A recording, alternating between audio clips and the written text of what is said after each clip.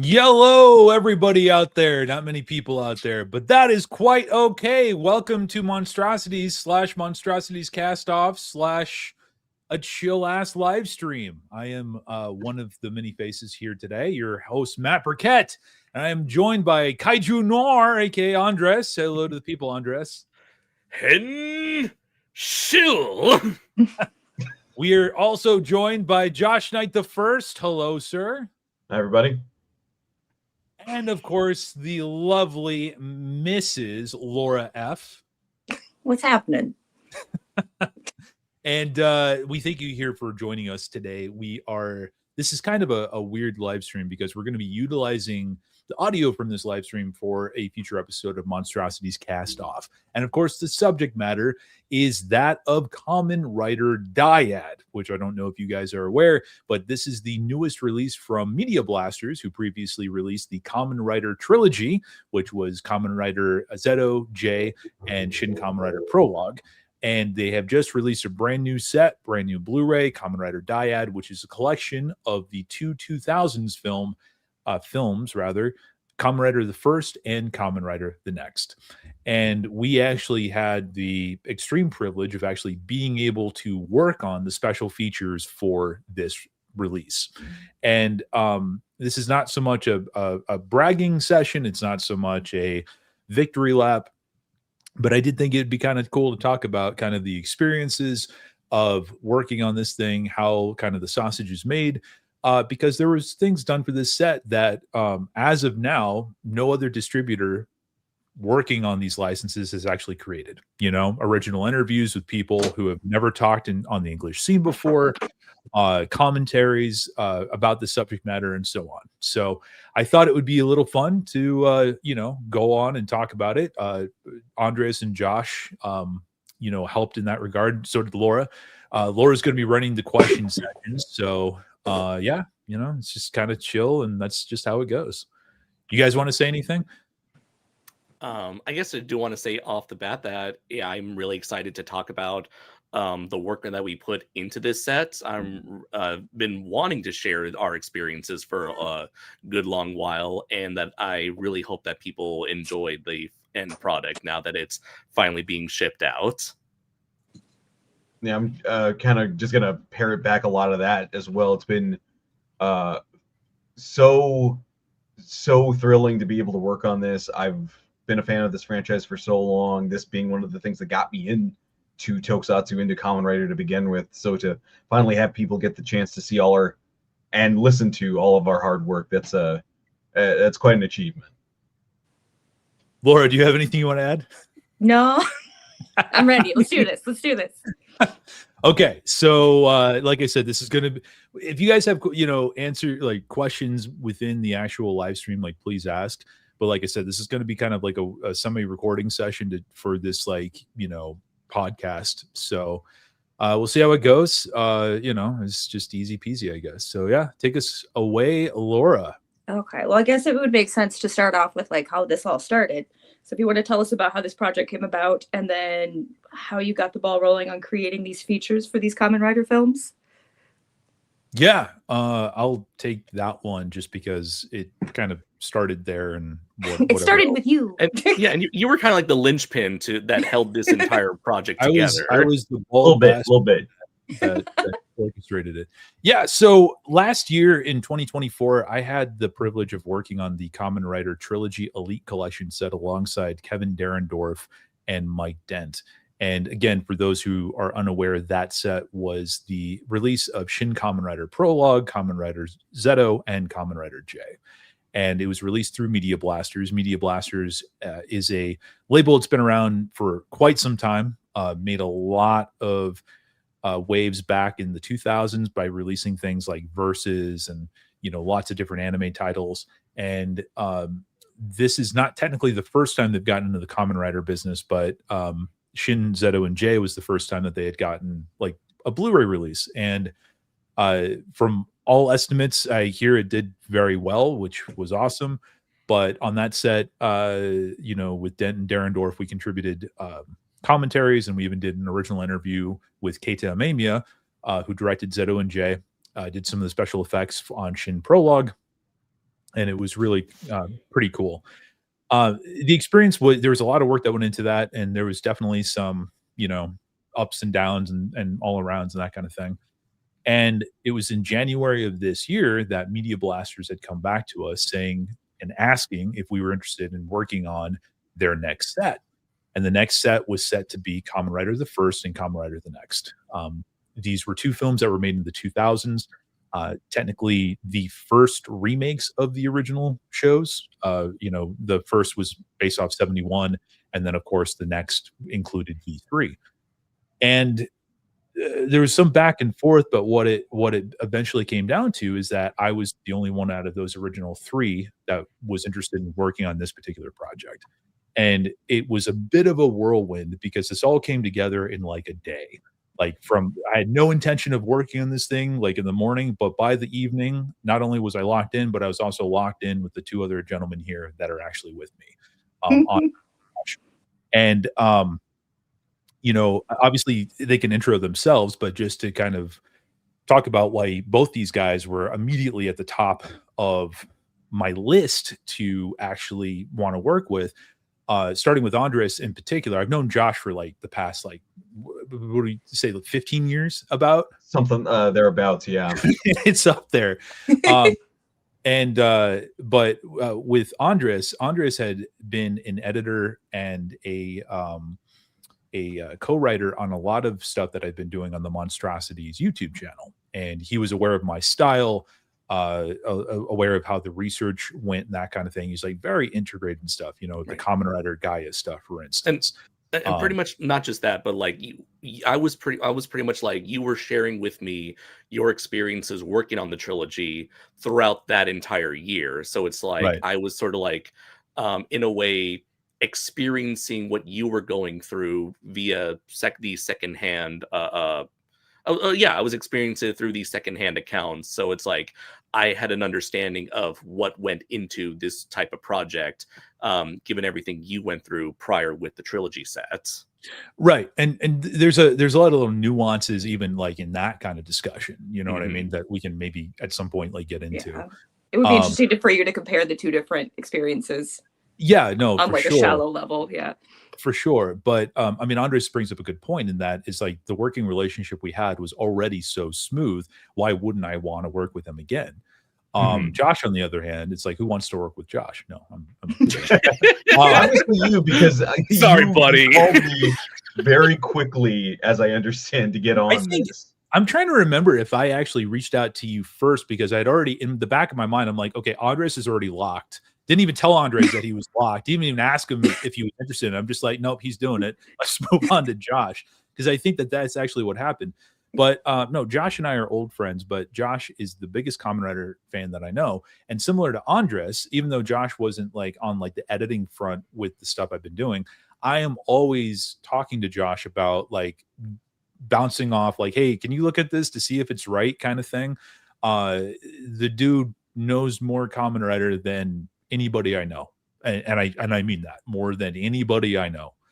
And so to bring those two parties into the mix just seemed 100% the right direction to go. And that's kind of how it started. And again, it was a privilege, and a big shout out to Dent and Derendorf in particular, because again, they I don't want to say they stepped aside to let this happen, but they gave their blessing, like, oh yeah, go have at it. And that meant a lot, because this project in particular was kind of like the first time where it's just like free reign over everything kind of thing. Do you guys want to jump in? And I feel like I'm like taking all the airtime with this. Well, I mean, like, it's kind of the thing, like you said, we've been friends for quite some time now, and we came together from a shared mutual love and respect of the genre of tokusatsu, working on little film projects back in the day, and from all these years of conversations to finally being like, hey, you want to come to the party? There's a seat open here. It's like my time. Like, if you look at my screen name, all right, that might be an indication. I've had that screen name for the better part of me being online. So like, that's part of who I am. That's how long I've been in this, for over half my life now. been a diehard Kamen Rider fan. So being able to not just sit on that knowledge, but to be able to share that with other people, be able to clue people in on some really cool things that we discovered while we were working on this about, oh, this is how this was shot, or this is what was going through this actor's mind when they were doing this scene. That love and that sharing of the information is how the community grows. And it's great that we got the chance to do that, and especially with two guys that are friends of mine, and I greatly respect the work they do. Andres? For me, it's like I definitely remember, like, it was late at night and you were texting me saying that, like, looks like they're asking us about, it's like you were giving me like a play-by-play of what was happening at that very moment in real time. It's like they're asking us if we want to do Kamen Rider the First. I don't know about this. I'm thinking about this. I am doing this. You're doing this.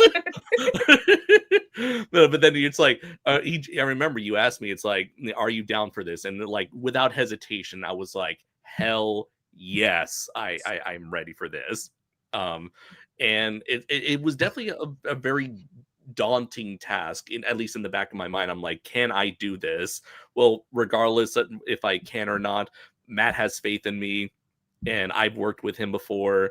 I'm willing for the challenge, and I'm willing to be able to like take the chance to be able to put my name on an official Kamen Rider project.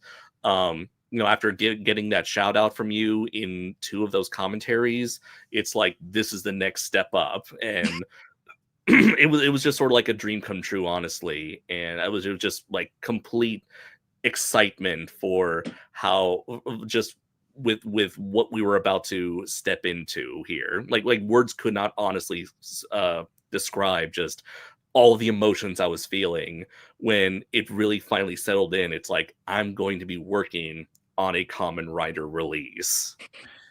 And I just want to like just throw in there for emphasis. I mean, again, granted, I have been friends with both of these guys for, quite some time, and we have a lot of water under the bridge. But, more importantly is the level of professionalism and knowledge that they bring to the table. I mean, this isn't just like, oh, hey, let's just all get together. We're all a bunch of friends. We collect the toys and we collect the belts, and, we like to cosplay and say henshin and throw trivia at each other.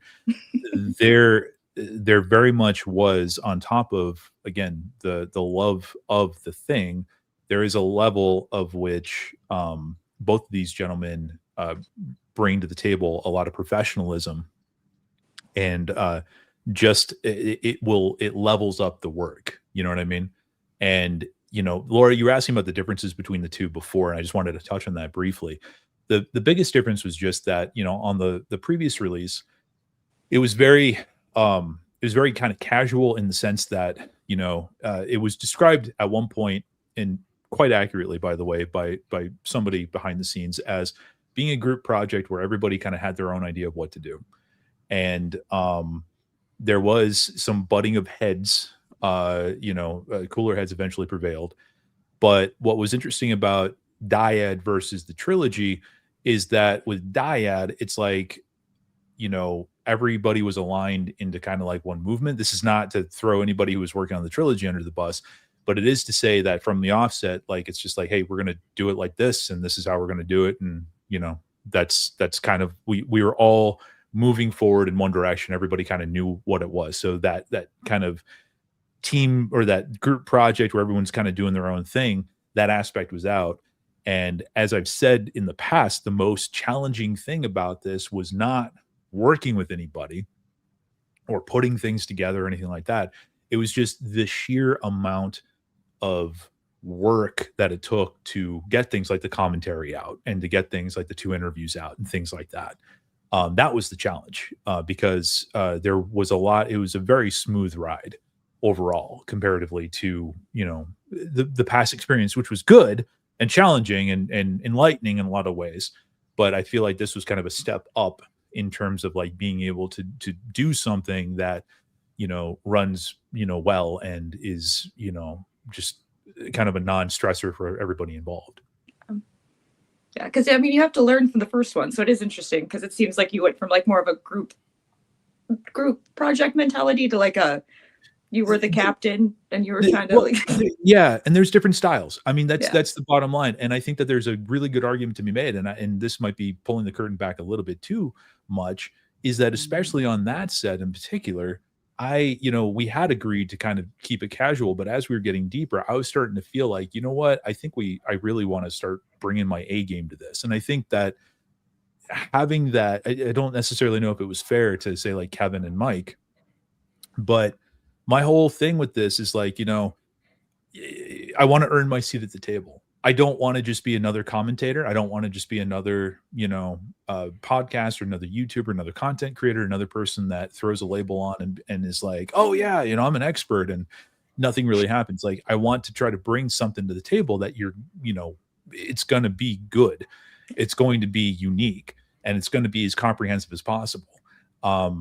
It's a contrast of styles to some, and it's not to say one is better than the other, but I will say that the style of commentaries that we have in this set is more akin to what Shin Kamen Rider Prologue was on the last set, which is more akin to the stuff that I used to do in the YouTube videos, and it seemingly is just a style that works for me. I'm not sitting here saying it's the best thing in the world, but it seems like it's resonated with people, and that's what we decided to do for this set for sure. I mean, they asked you to come back. Well, that is true. Even the first got at least one sequel. I'll be at G Fest, this year, and that's when I'll Rider 2 and the next passes out, and that's how I'm going to go off at G Fest. That's my bow out. Gotcha. Okay. Spitting out the black blood or whatever it is. Oh. Have some weird gum dripping from your sleeves. That's a normal Tuesday, bro.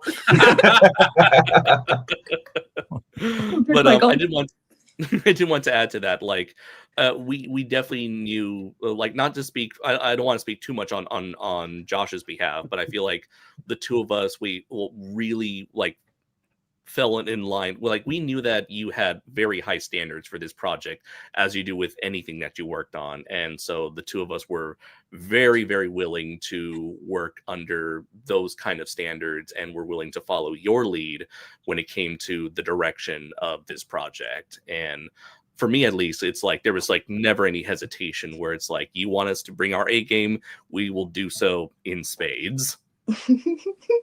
And I think a part of what helped with that was that, kind of speaking to just how our friendship started, you and I have just kind of always had this instant lock-in of like, we're kind of already on the same wavelength of what the other's expecting from the other. And so we just already had a good working relationship to begin with, of like, okay, I kind of see where you're coming from already, and vice versa. So when it came to certain things about what we were expecting from the commentaries, from the liner notes, from the information we were going to provide, because admittedly there was, in doing the research, getting ready for this, there was a lot more information that even I wasn't aware of going into it, having to scan through all of these different magazines and things like that. But we were able to, amongst the three of us, parse through all of it relatively with ease and be like, okay, this is the thing we need to point out. This is the thing that audiences will want to respond to. And we all just kind of came together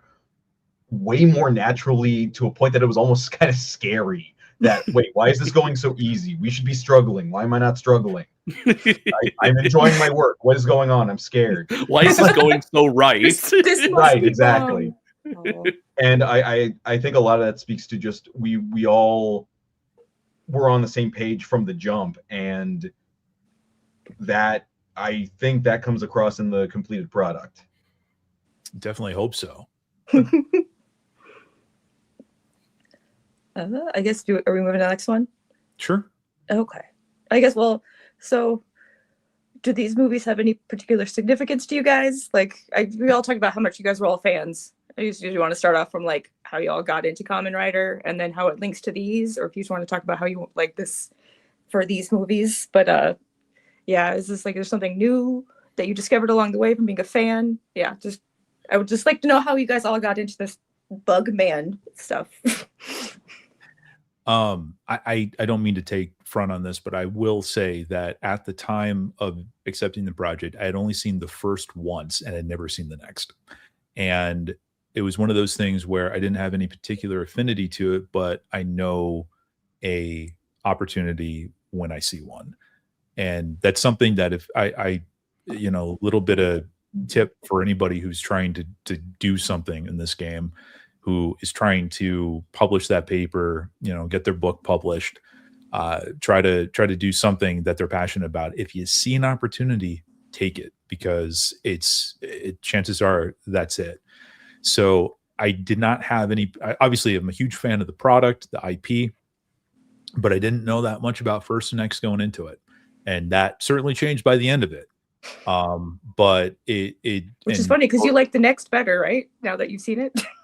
I have a healthy respect for both films. I think that I do think that there are aspects about the next that I personally enjoy more than the first, but I also think that without the first, there wouldn't be next, in terms of like you would not have seen the level of action increase on, say, like Yokoyama's side, you know, of things. He had to go through that first movie to get to the point of, you know, that next one. I mean, that was his first movie back from Japan. The first was.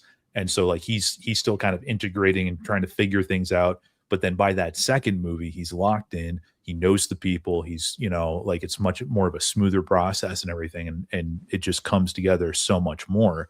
But like I said, like getting, you know, on at the end of things, it very much was, I have a very healthy respect for both these films, you know, quite a bit, both First and Next. I think they're both very distinctly different with their pros and cons, but both of which I very much enjoy. I think for me, what it was I got into Tokusatsu, like growing up, when I grew up, you know, I was there at the target audience for like Power Rangers and things like that, and it stayed with me. And then, you know, it's the gateway drug of Sentai. No, it is the gateway drug, but like I tell this story, I'll try and tell it as quickly as possible. The year before Power Rangers came out, my grandmother was watching my sibling and I one night, and she has to go to the kitchen to get something. And so she leaves me with the remote. I'm flipping channels trying to find something to watch, and I land on the local public access channel. And I see something on there. It was only for maybe a minute, and I couldn't explain what I saw. I saw what looked like a red robot, a yellow robot, and a blue robot, like walking through fire. And there were all these explosions and things like that. And then the red robot was carrying a baby through the fire. And I'm like, what am I looking at? And before I can, you know, they can say what the title is or whatever, my grandma comes back, takes the remote, and then watches whatever she's going to watch. But that image of the red robot with the baby in its hand walking through fire burned itself into my brain, and I couldn't figure out what it was. I tried asking around the next day at school. Nobody knew what I was talking about. They thought I just made it up. And so the next year when Power Rangers comes out, I'm like, okay, this isn't exactly the same thing, but something about the film style looks very similar. So I'm going to get into that. And then years later, I get into Tokusatsu in college. And then I have another friend of mine at the time who explains to me, oh, this is where this stuff is from. This company Toei makes it. And I explained to them, well, what was this thing I saw? It sounds like it's one of those things. And they're like, oh, it's Windspector. It's one of the Metal Heroes. And I'm like, oh, that's what it was.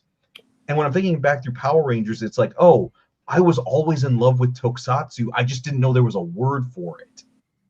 And so that parlayed into getting into Kamen Rider. And one of the first two things I saw were what was out at the time, which was Kabuto, Kamen Rider Kabuto, which had just come out that year in 2006. And then the next was floating around on the internet. I watched that because it's like the most easy thing to have access to the origins, because, you know, it's a retelling of the original show. And I fell in love with it. And from that point on, I, you know, kind of Matt brought it up. I started cosplaying with it. I got my sibling to dress up as Rider 2.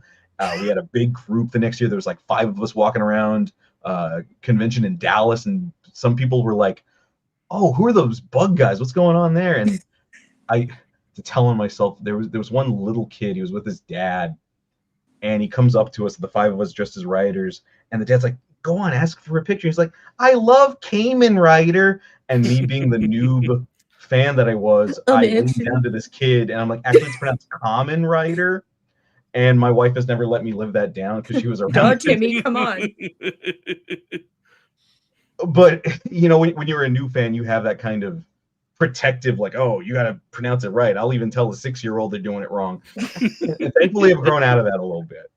A little bit. Just a little bit. Just a little bit. When they're 8, then he'll still do it, but not when they're 6. Yeah. When they're 8, then I can actually sit them down and show them the YouTube clips. But going into it, that's around the time I was a brand new fan, so I was just soaking up everything. So when the first came out, it had already been out for a year, and then I was in the fandom when the next came out, and I was just devouring every little magazine article, every little picture that was coming out. Social media was starting to become a thing, so things would get posted online, and just I had the biggest, brightest eyes at all this stuff. Like, oh my god, it's so cool! It was just the greatest thing since sliced bread. And now, time has passed, and with that time, you learn how the sausage gets made, and it's not always pretty, and it's not always the greatest thing. But now you have a greater, or at least I have a greater respect for what goes into all of these things, the adaptation, what the actors have to go through, all of these things. And for that being a very formative part of me becoming a Tokusatsu fan, it meant the world when Matt calls me up and he's like, hey, so I got this project. I don't know if you want to be in on it. He's being coy about it. Like, it's the first and the next. I don't know. Would you be interested in it? I don't know. I mean, I figured I'd ask you. And I'm like, oh, okay, let me think about it for like half a second. Yes. So you're like, have you heard of this Kamen Rider? You're like, it's not wrong, but it's okay. It's fine. We'll make it through there. So yeah, it's an understatement to say this is the thing that I am invested in. I guess so. For me, it's like I definitely got into Kamen Rider the last out of the three of us. I want to say it was around 2010, though by then I had already been familiar with Saban's Masked Rider.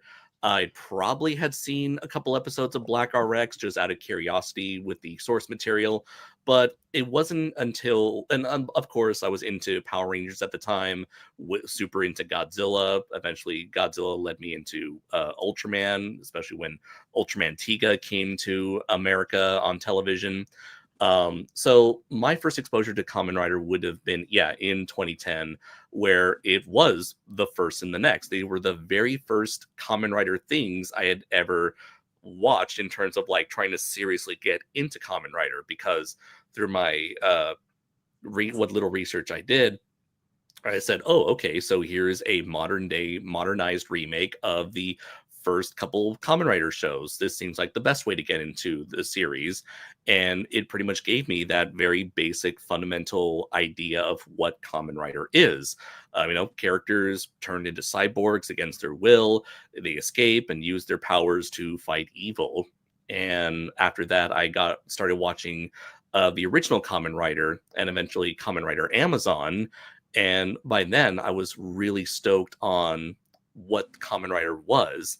And by the fast forward about 10 years later, and I started getting more invested into Kamen Rider. I kind of put it on the back burner for a while, just due to priorities and other creative projects of mine. But it wasn't until the 2020s where I started to seriously get back into Kamen Rider. I had watched all of Kamen Rider Black RX, Kuga, Agito, and Ryuki by the time Matt reached out to me. And also by then I had worked with Matt extensively on the Kamen Rider Gaia documentary that we did for YouTube, which gave me a huge appreciation and far greater understanding of what Kamen Rider is in its many different incarnations. And so really, it was Gaia that was sort of like the spark that led me to saying, okay, this really is a truly special franchise, a truly special story from Shotaro Ishinomori. And it gave me all the more appreciation for what Kamen Rider the First and the Next were trying to do in terms of trying to present or preserve that legacy and present it to a whole new generation. And yeah, you know, as soon as I got the call from Matt, it's like, okay, I don't know a whole lot about the makings behind these movies, but I'm going to try my damnedest to do these films justice, to do the franchise justice, to do Ishinomori justice, and to do ourselves justice. And like, you know, sort of paraphrase what Matt said, to prove ourselves as, you know, people worthy of this privilege. And having done all of the research that we did, it's like my level of respect for the filmmakers and appreciation for what these movies were trying to do has, you know, just elevated ever so higher. Just knowing all of the sort of like ins and outs that went into it. At the same time, I'm still watching a lot of Kamen Rider, especially the early 2000s era, to get me while I was working on this project, to get me that better frame of reference for what the franchise was going through at that time when these movies were being made. And combining that with the production history, what the producer Shirakura was trying to go through or trying to push, the sort of directions he wanted to push Kamen Rider in, which would eventually reflect his later decisions down the line after these movies. It's like seeing all these various fragmented pieces all come together like a jigsaw puzzle that makes things a lot more clearer when you take a step back and see the whole picture once you have all the knowledge and information at your fingertips. So yeah, it's definitely been a truly eye-opening experience. Sorry, Matt, you can go ahead.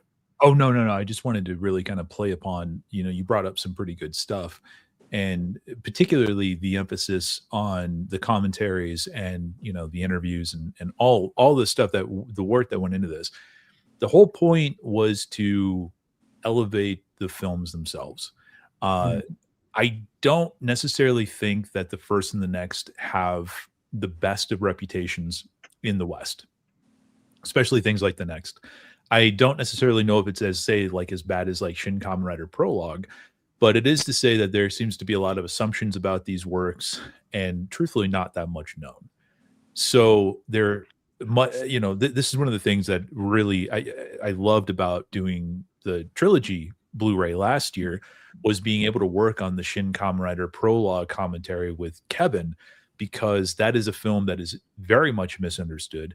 Not much is known about it. Not much is written about it on the internet.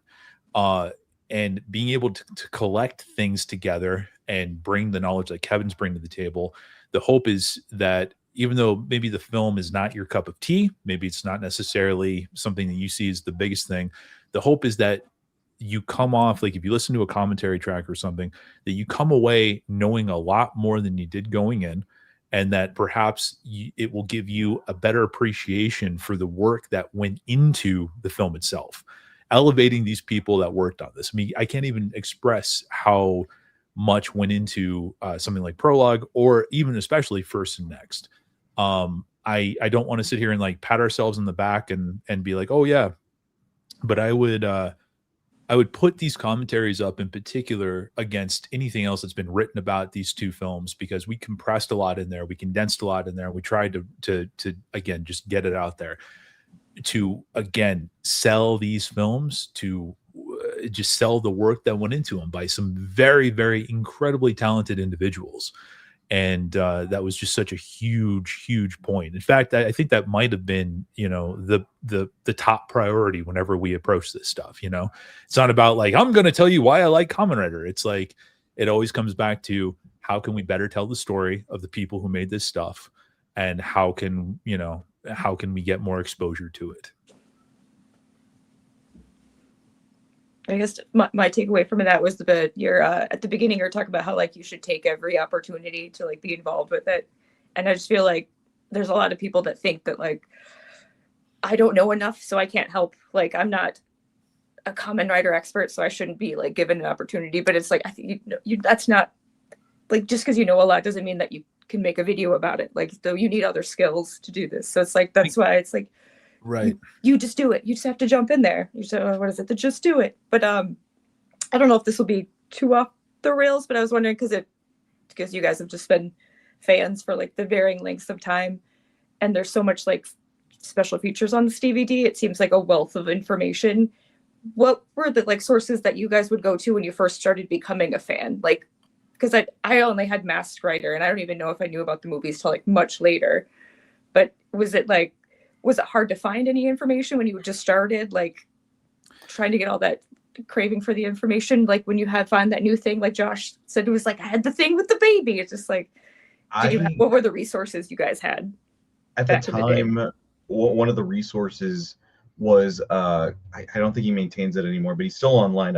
Ega Devil had a fan page that he was running for years that was one of the go-to sources before we had wikis and things like that. And, you know, dude was doing the Lord's work of making sure he had these very concise but informative posts detailing what each series was. He had these write-ups of the plots of some of these movies. And for some people, that's all we had for a while until we had the boom of streaming and other sources being made more widely available.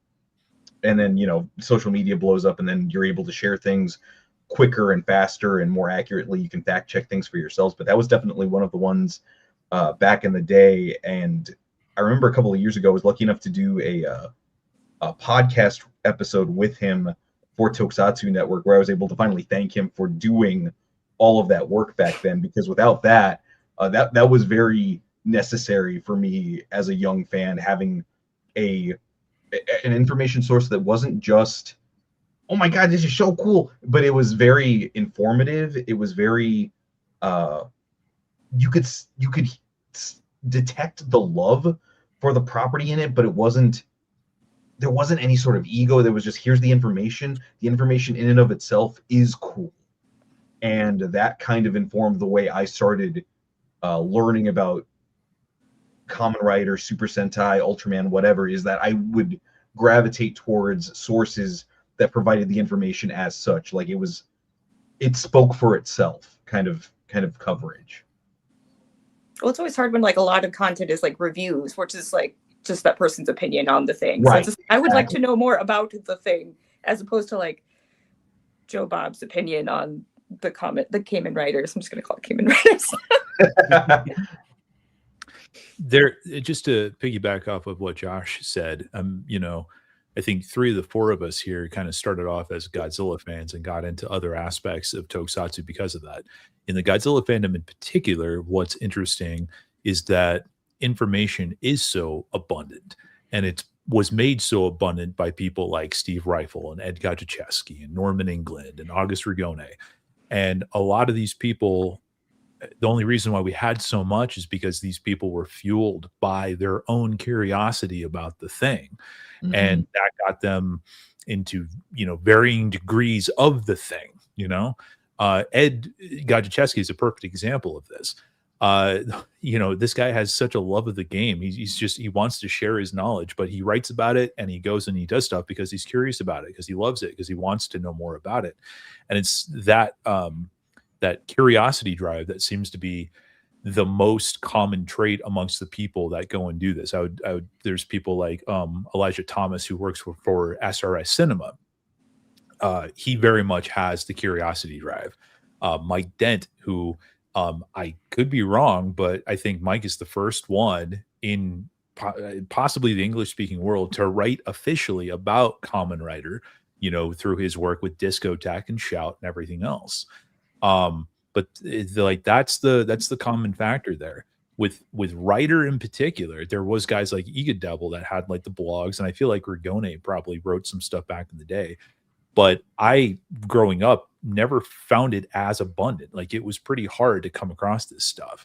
And it's really only been within the past, I would say, maybe 10 years that more stuff has come out. And it still, in some cases, is regulated to blogs and is regulated to, you know, Twitter posts and things like that. There are YouTubers out there like Mercury Falcon that has done like very comprehensive, like the making of Kamen Rider 71, which is a great video that people should go out and watch. Of course, you have people like Kevin Derendorf, you have people like Mike Dent that are writing more stuff about this. There are people like Ayaku Webb that are also making great videos about the subject. So it definitely, like, there's more of it's more available now. But and I'm not saying this to brag, but the fact of the matter is at least in North America, the Kamen Rider commentaries that were done on the trilogy set that Media Blasters put out were literally the first ever. Like, there had been none that had come before that, and hopefully more that will come after that. But it was the start of something, and hopefully that information, you know, is going to become more widespread now. You know, we're getting more of these releases. Media Blasters, at the very least, with these two releases, are very interested in things like the liners and interested in things like the commentaries and things like that. And that is just a platform for the knowledge to get out more. You know, it's actually more of an incentive, I would argue, than trying to put something out on a YouTube video or a tweet that, you know, maybe just a couple people might see and then they scroll off to the next thing. So I think that I don't think it was very abundant, you know, even 15 years ago. I think that has very much changed within the past couple of years. Do you guys happen to know when the Kamen Rider wiki itself became a thing? Because at least when I was starting to get into Kamen Rider back in 2010, all I had to go off of was Wikipedia and very little else. Mm-hmm. Like, I don't even think like Toho Kingdom for Kamen Rider other than that's the thing. I don't think Toho Kingdom, they did Ultraman, but never touched Kamen Rider as far as I remembered back then, as far as I can remember. And yeah, I don't think there ever was a website, unless I just never was aware of it, of like a little central hub for Rider fans or, you know, Henshin Hero fans to gather. Well, because I remember back in the day, aside from Ega Devil, there was I used to go to specifically a Thai tokusatsu board. Like, I had to translate through the whole thing, but they had just this breadth of information that I wasn't getting anywhere else, where they were actually scanning in a lot of magazine stuff and things like that. And back then, you know, 2000, we're talking 2008, 2009, that's all we had. And I think it's only been within the last several years since, I want to say maybe just a little less than the last 8 years since, I'd say, Build is where we've been finally getting people coming on and saying, no, we need to have a better archive of a place where people can go easily look this stuff up. And I feel like that's about the time I started noticing it. And I know there was a very big uptick around 2009, 2010, when Double came out. That just seemed to be the time when the first real dam broke, and then there was suddenly this deluge of all these new fans coming in, like, oh my god, what is this Double? You know, there's two guys and they're one guy, and the one guy's got a hat and the other one's got a paper clip in his hair or something like that, and this one guy is really cool. And that appeal fueled a bunch of other people into that. Well, I need more. What is this? And I always liken it back to specifically Jurassic Park, right there at the beginning of the movie, right after they've seen the brachiosaurs walking around, and it's that really quick exchange between Sam Neill and Hammond of like, how did you do this? And then Hammond just leans in and goes, I'll show you. That is the core of what I think creates a good tokusatsu fan, is that wide-eyed, how did you do that? And then somebody being there to be, I'll show you, not to show off, but because I think it's really cool too. And I think that it's that kind of thing that's allowed now for there to be so many wiki articles and so many people talking about it all these years later. I can definitely see that happening. I remember it was a similar situation. So a big shout out to a friend of the channel, TJ Omega, a Transformers YouTuber who has on occasion touched on Tokusatsu and Kamen Rider.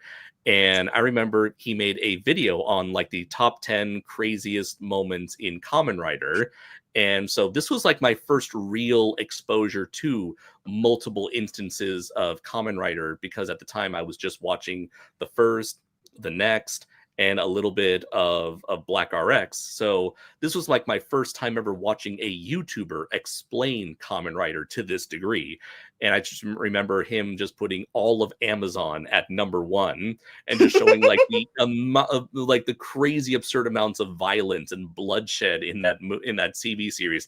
And that's what led to me saying, okay, I gotta watch Kamen Rider Amazon. So many now. melted crayons. Yes. Well, that's like the nice thing about like Kamen Rider, just compared to like Super Sentai and Ultraman, is like, I know there's some darker Ultraman, but like there's a Kamen Rider for anybody. Like if you want like people really doing is. like There pink really people is. doing somersaults and stamps, like there's that. Or like if you want like Black Sun with the environmental thing, like there's that. Like it's just there's one for somebody. Like There's the number one question most of us get when we go out in public and people want to talk to us about it is, I've got friends who don't watch.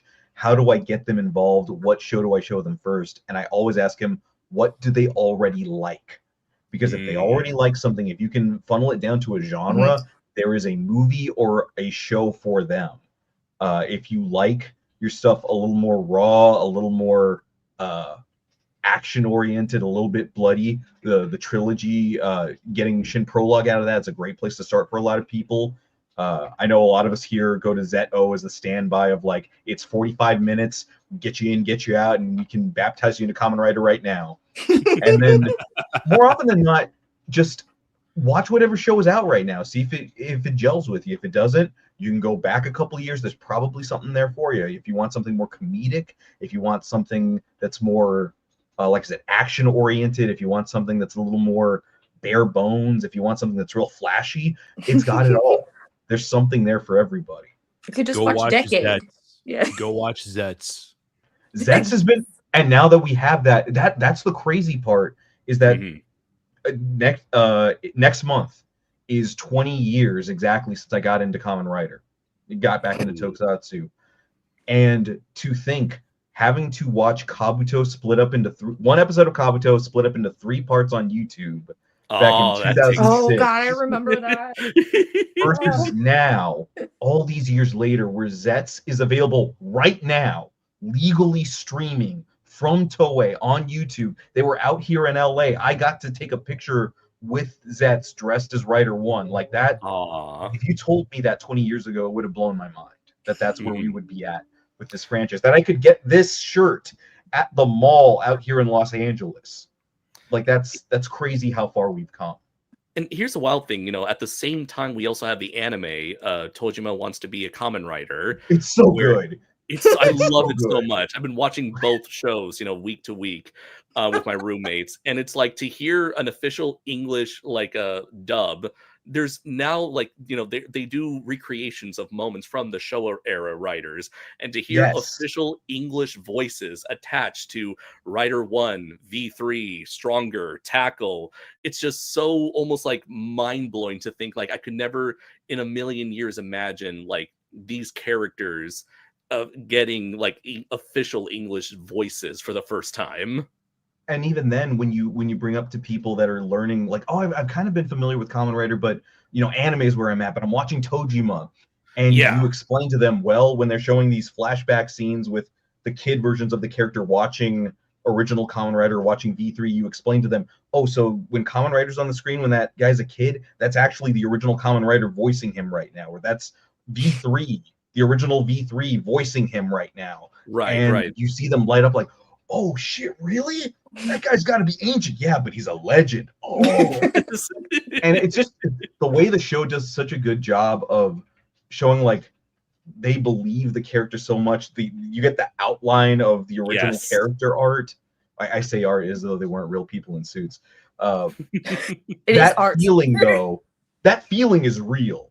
Yeah. The first time you pick up a role play item, or you put on the little plastic $2 mask, it harkens back to something in a lot of people that especially around now, you want something to make you feel something. And there's something Mhm. in all of these movies. If you're watching the first, if you're watching the next, there's something in there that people watch and then you feel something. It's that And very I'm like, special moment. You put on the belt, you put on the mask, you hold out the morpher, you shout out the catchphrase, and there's that like that inner child in you that just awakens that inner passion.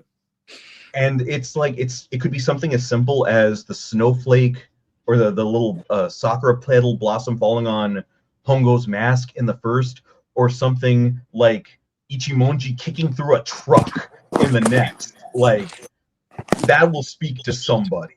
Mhm. Like, say what you want about the next, and most people will, but I put that as like one of my top 3 badass moments as a Kamen Rider is Ichimonji kicking through that truck in the next. Like, you can't tell me say what you want about any other part of that movie, you can't tell me anything about that scene, because that was the pimpest thing I had ever seen in my life. That is awesome. I guess we could move. So we have like the 2 interviews you guys got for this. So it's a Toshiki Inoue, and then you got the action director. How did you guys get those? Because I feel like it would be really hard to get somebody from a different country to come over, or you don't even come over, because you guys went over there, right? Right. It was Yeah. Matt that went over there. There was definitely like I feel like I have the least to contribute for this question, but I'll just like briefly mention that like I remember we were all you're like, I'll take it anyway. I'll take it. I'll take the lead. I'll say what I need to say, and then I'll pass the baton over to you guys, because I definitely remember that it was the 3 of us. We were just talking and just spitballing ideas as to like, okay, Media Blasters really liked Matt's interview with Keita Amamiya last time. Yeah. So it's like they wanted us to do something similar to that. And we were like just trying to see, okay, who can we potentially reach out to? Who can we potentially have like some sort of connection to? And it was definitely a very interesting direction, because I was not familiar with the people involved in this production. And ultimately, it was your guys' connections that would allow us the opportunity to get in touch with these people. And so just seeing the sort of like hoops that we jumped through to eventually get in contact with these folks, I found to be very, very interesting, because it seems like almost anyone is possible. If you just have to know the right people, really, to get in touch with these certain individuals. I just found that to be very interesting. I was thinking like the logistics of all of this stuff is just crazy, because I'm sure people just watch these, they're like, oh, they're just interviewing people, but it's like you have to go there, you have to like make sure there's not the language barrier, and you have to like film and get all this stuff. It's just people just need to appreciate it. It's just I think, Matt, you're definitely the one to talk to about this, but it's weird how sometimes when you speak to somebody about a project, I found this to be true. Sometimes it's like, you watched that, you liked that, like it might be that Japanese mindset of thinking, being more humble about the project and being like, no, there's some people who really appreciate what you did on this. No, absolutely. Yeah. And just building off of what Andres was saying, Media Blasters was very interested in trying to get another interview for this set. Specifically, the 2 things that they had off the bat was that they wanted liner notes, they wanted commentaries, I guess 3 things, and they wanted at least 1 interview. And like Andres had also mentioned, for the trilogy, we had did the Keita Amamiya interview, and that turned out pretty well, I thought. But really, the key to all of that one in particular was Mr. Norman England, who, for those of you who don't know, Norman is a former Fangoria writer. He has lived in Japan for nearly 30 years. He's a still photographer and has been working in the Japanese movie making scene for literally, again, almost as long as he's lived there. He's a huge sci-fi fan. He's a huge horror fan. He loves kaiju stuff. He's not so much into the tokusatsu, but he has a healthy respect for it. He's the director of the documentary Bring Godzilla Down to Size. And don't want to overemphasize it, but it just needs to be said, very, very, very privileged and very, very, very grateful to have a really good friendship with the guy. I consider the guy an extraordinarily good and close friend. Every time we go to Japan, we don't even ever venture out of Tokyo half the time because I'm just like, but I don't have enough time to hang out with Norman. He drives, or I drive him nuts as much as he drives me nuts. You guys made candles together. Yeah. I should also mention that he's the author of he's an author of several different things. He's got a couple more books coming out, but it has to be plugged. Behind the Kaiju Curtain, which talks about, Andres has it right there, which talks specifically about his experiences on, visiting the sets in the very beginning from like Gamera 3, the early Heisei films of the early Millennium films of Godzilla, to eventually actually working on them with things like GMK, Tokyo SOS, and Against Mechagodzilla. And Norman is I don't know if you're going to meet a harder working guy for one, but despite the fact that he is quite a character in of himself, and I don't think anyone's going to dispute that, you're going to have a really harder time to find a more generous spirit, because he will literally it's pretty incredible. Like the whole Amemiya thing came about because he had offered it up, and it took a little finagling to bring things together.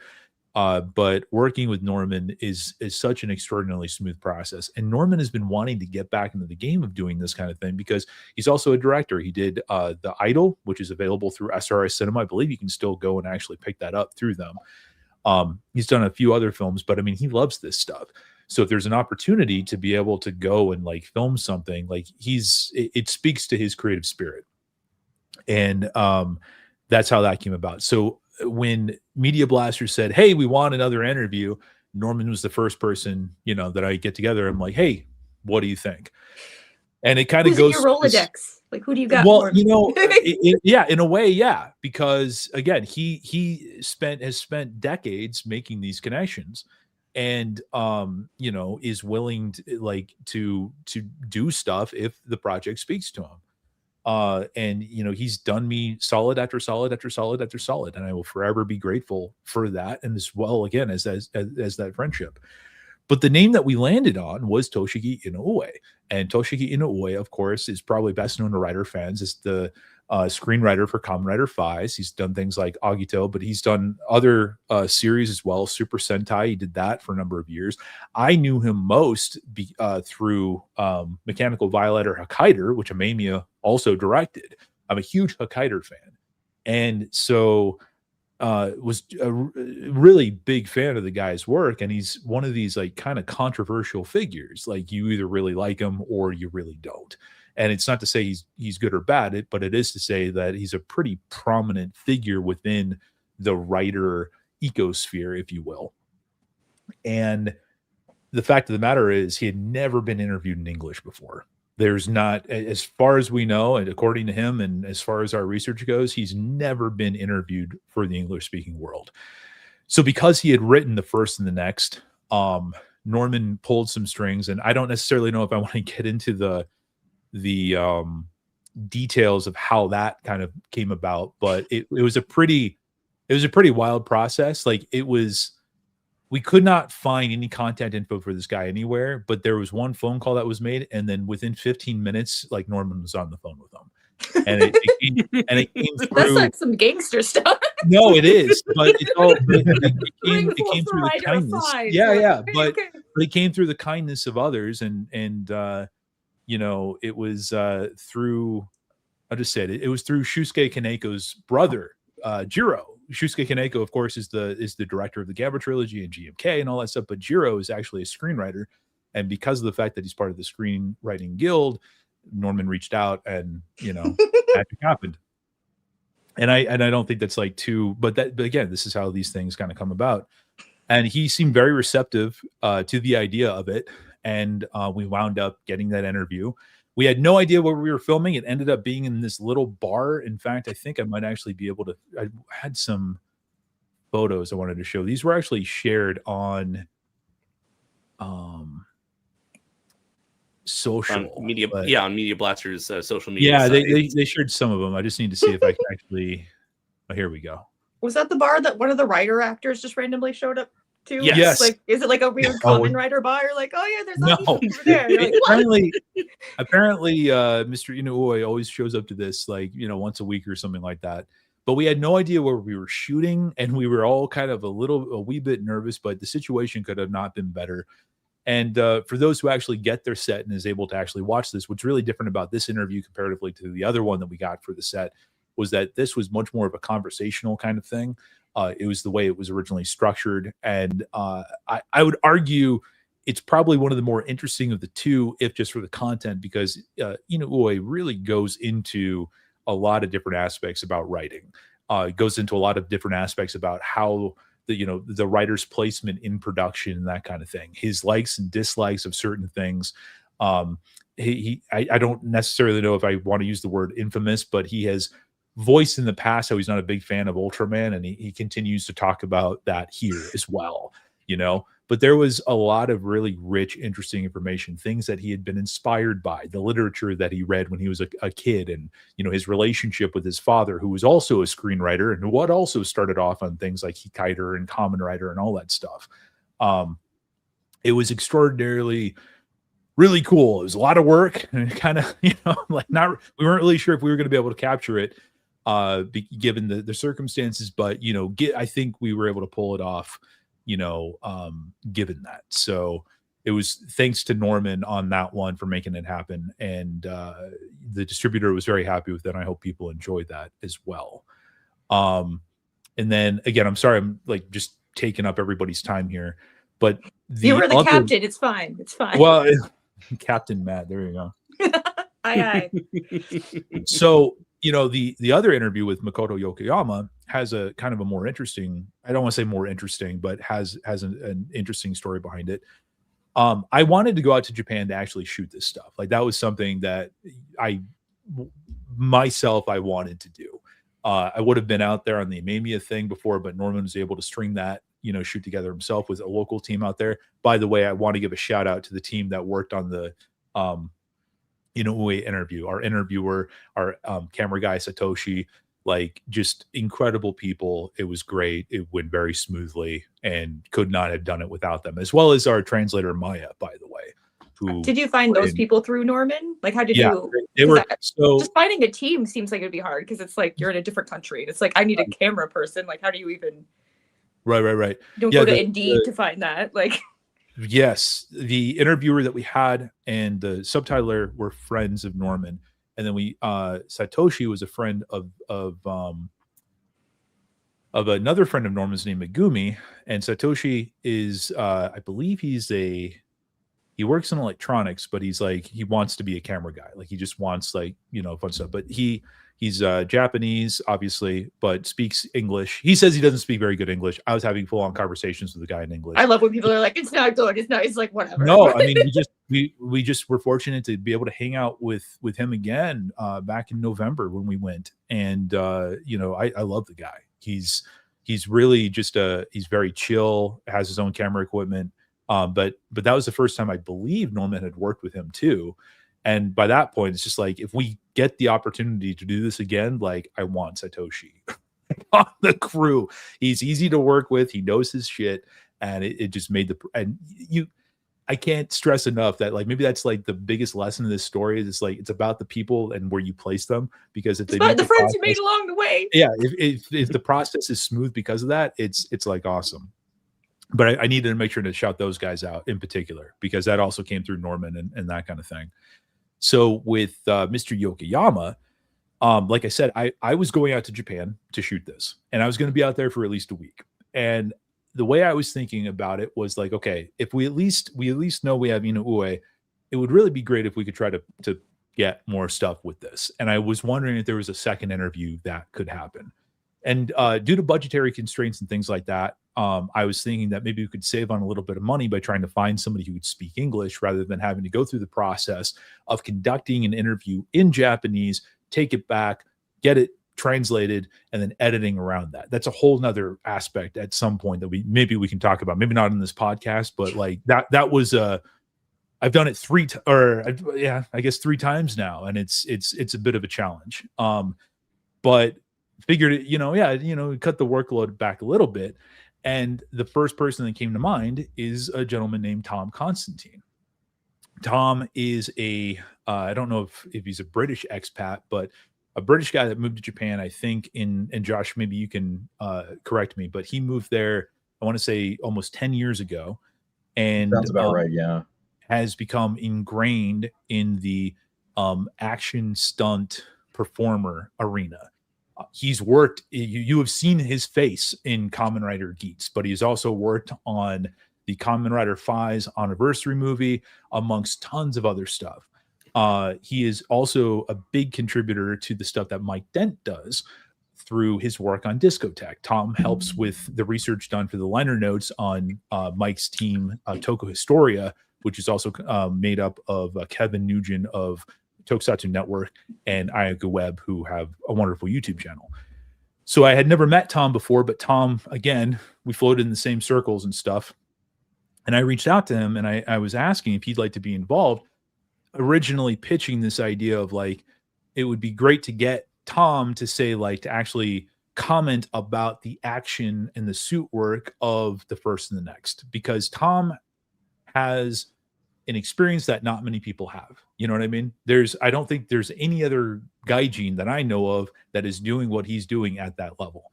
So the knowledge and the insight that he brings to the table is incredibly unique and is incredibly valuable. And I thought would be a pretty unique kind of special feature to, you know, put on the disc. But then Tom, out of his own, you know, I can't really, I'm not going to try to do a Tom Constantine impression. I can't. He has a very like lovely British accent, but he's just like, why don't you just ask Yokoyama? I don't, you know, Yokoyama was the action director. Makoto Yokoyama, I believe, he started off in Japan, doing different action stuff, then eventually went over to the United States and worked on Power Rangers forever and ever, and really made a wonderful name for himself there. Came back to Japan, worked on things like Shibuya 15 before he got the First and the Next, and then he went on to work on a little thing called Garo, which, you know, you can nerd off about that a little later. But he, you know, chances are if you grew up with Power Rangers, you've seen Yokoyama's work. You know, you've seen him as a suit actor, second AD, or action director, whatever. So, a pretty important figure, especially within the context of First and Next. Tom knew him, had worked with AAC stunts, and Tom, again, through the graciousness of just himself, was able to connect us to Mr. Yokoyama, and we made that interview happen. In fact, Tom was actually a cameraman on that shoot, and then we had a third shoot after the fact that I'm sure we'll talk about in a little bit, but he was the one that put that interview together, the logistics of it, and with second camera on there. And that interview also, I would say, went off very, very well. Yokoyama is a fascinating figure. I personally, like, not to try to overemphasize his work, I find myself just looking at some current product, not necessarily Zet's, because I think Zet's action is incredible, but there are certain things that I watch and I'm just like, yeah, but it's not Yokoyama AAC style, you know.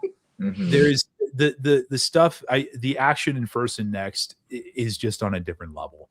Andres has said it, I'm going to steal his word, but it's better than Anno's Shin Kamen Rider. I'm sorry, it just is.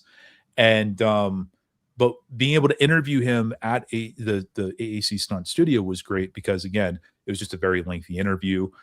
He dropped a lot of really good stuff, and again, I just hope it's something else that people enjoy.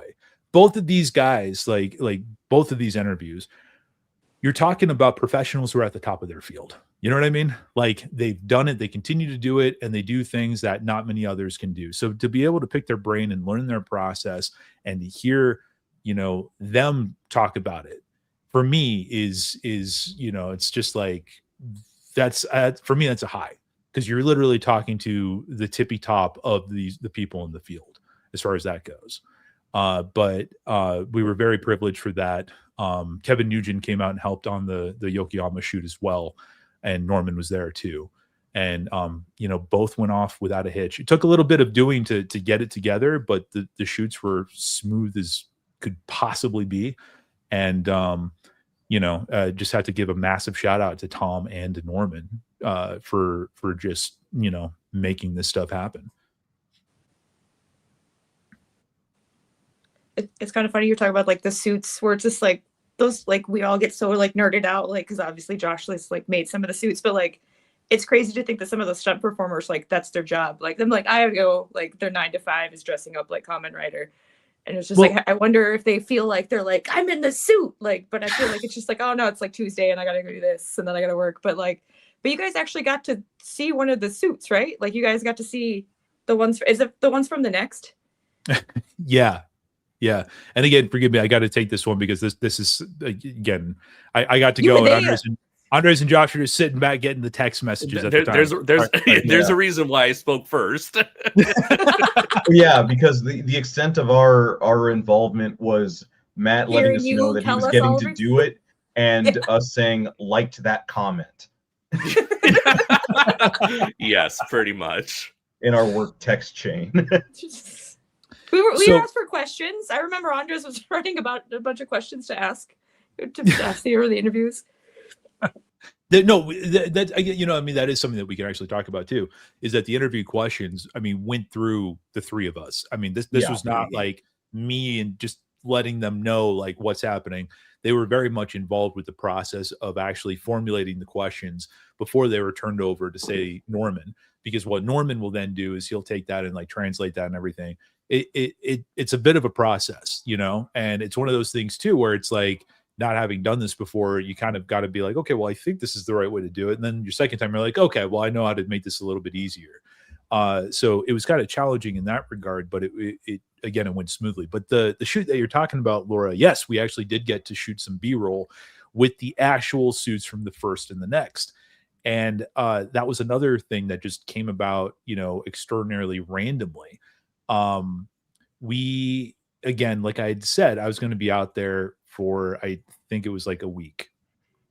And it was one of those things where it's like I wanted to stack up as much as possible and was curious if there was a possibility of maybe we could shoot suits or we could shoot props or something that maybe is lying around. You know, in my mind, I'm like, oh yeah, they just got these things lying around on the Toei lot or something. And they're just, you know, we just go in there and shoot a couple pictures and use it as B-roll, as inserts, because we could, you know, it would be pretty good B-roll to have for either interview, really. You know, especially with something like, you know, Inoue, who has touched so many of the titles in the franchise. You know, there's a possibility of being able to capture images from everything from Kabuto and Hibiki to Decade and whatever else. So it was an interesting process, but I with permission from the distributor, had reached out to Toei and just with a blind chance email, hey. But you don't know me, but exactly. But again, by the grace of whatever, a response was given, and was not expecting that. And not only was a response given, but it was a response of, yes, let's try to make something work out. Which, again, I don't think you can. I don't believe that you can hope for a better scenario than that.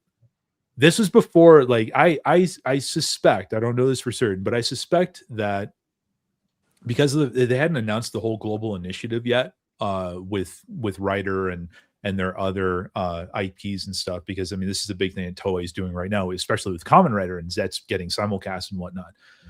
But the process had not been any smoother. You know, I sent in a request. There was, you know, back and forth about like, what do you want to do? You know, can you write up a proposal for this? Okay, we got to take the proposal and send it off to Ishinomori Productions because they have to sign off on it. And you're just like, oh, okay. You know, you go back and forth, and it's like the day before I'm supposed to set off to Japan, I still haven't heard back. I write, you know, just, hey, just checking in, you know, I'm going to be there and like, just whatever. Again, no expectations. We don't, you know, still there's no yes or no. It's when we're finishing the Inoue interview and we're all sitting around having drinks that I get the email, hey, you got permission to come out and shoot. Here's the address. We'll see you there at this time.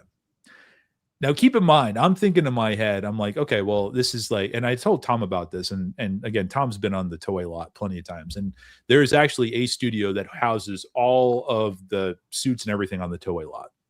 And Tom was like, oh, it's probably going to be there. We're gonna shoot there, and I've been there before. It's pretty cool. I'm like, cool. But we're looking at this address, and this address is like by like Uber. Is like an hour and a half east of Tokyo, way outside of the city, in the middle of nowhere. They're gonna murder me. Keep in mind too, I made a request to shoot several suits, right? Like that was the request. I don't know what we're shooting.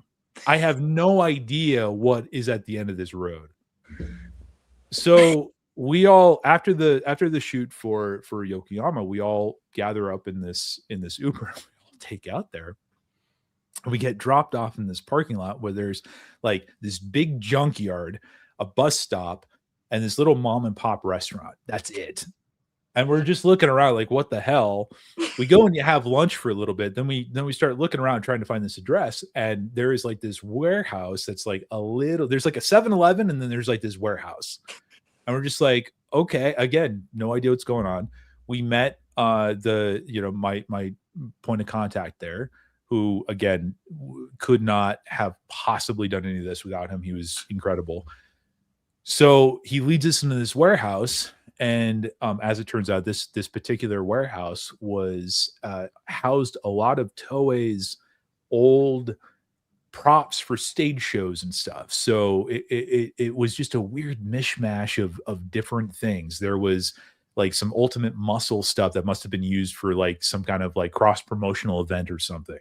On the Kamen Rider front, they had the sarcophagus from Kamen Rider Kuga.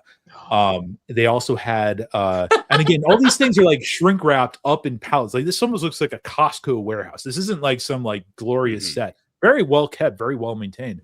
But there was the, I believe it's the Blade that Kamen Rider Blade gets turned into when he's form righted by Kamen Rider Decade. In the show. Oh, but like again, we're not getting to see this stuff up close. We're like, seeing like the edge of this thing, and he's like, oh yeah, that's what that's from, and that's what that's from. It's like the Ark of a Covenant and like Indiana Jones. You're like, it's right. Well, handled by top men. Yeah, top Toei men. But amongst these props were Rider 1 and Rider 2.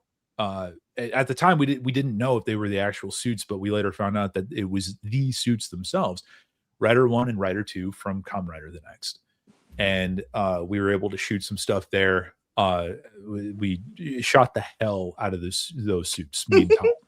And we're able to put them onto the B-roll that was for the Inoue interview in particular, of which, by the way, I'm just mentioning this because I see him in the chat.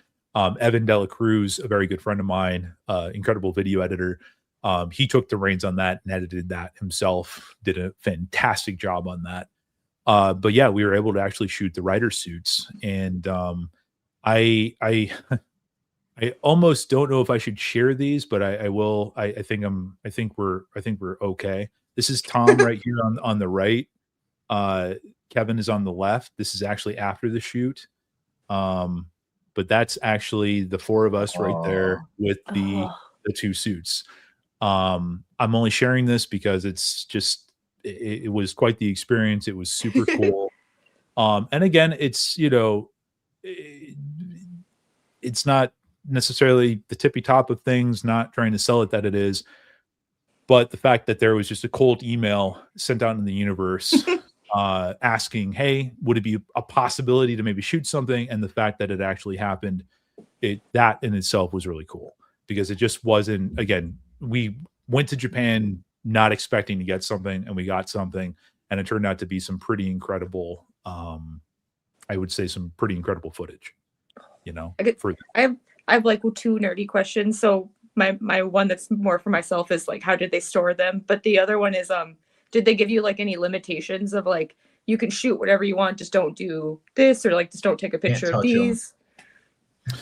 No, well, they stored them by they were very delicately shrink wrapped, and basically, put on pallets and put up in the steel. There's a forklift driver who was like expert and just like, it was like handled this stuff with kid gloves and just so smooth, and how he was driving and getting this, on and off the thing.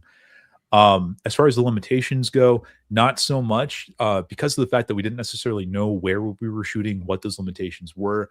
You're talking about your background being a warehouse, you know what I mean? And we were very conscious, me and Tom and the rest of us, about really wanting to make sure that we weren't capturing anything that would be off limits. You have got to be aware of that stuff, and at least voice it out. But they were very, there wasn't necessarily any limitations, but what I had said was that we will, in the final product, we will rotoscope around the actual, subject, right? So basically just blurring out the backgrounds, essentially, making it very soft and whatever else. It makes it look very stylized. So while the footage you'll see in the final product is in fact, the warehouse itself, I think that the blurs and stuff, it still creates something, if we had like a photo backdrop, if we had like a green screen, it would have been great, but that wasn't something that I had thought about going into it, because I didn't even know what the circumstances were. But given what was thrown at us, between the stuff that, we shot, I think that we did a pretty decent job. I would at least like to think, because I mean, obviously you want to be prepared as much as possible, but this was we just got to go, and we just got to pivot and just go with the flow, because I have zero doubt somebody who had a full setup and everything could make it look 10,000 times better. But when we're thrown into a situation and it's just like, okay, let's just roll, you got to do what you got to do. And I think we did pretty good given the circumstances we were dealt, for sure. And I guess so as someone, like, not many people get to be close to the suits, was there anything you were surprised by, or it's just like, oh, I thought they'd look different, or I thought there'd be like a different quality? I mean, I'm not trying to like again, it's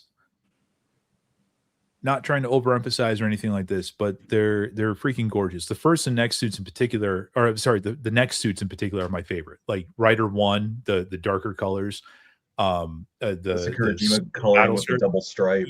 Yeah. The red eyes, battle scars, all that stuff. Absolutely 1000% love it.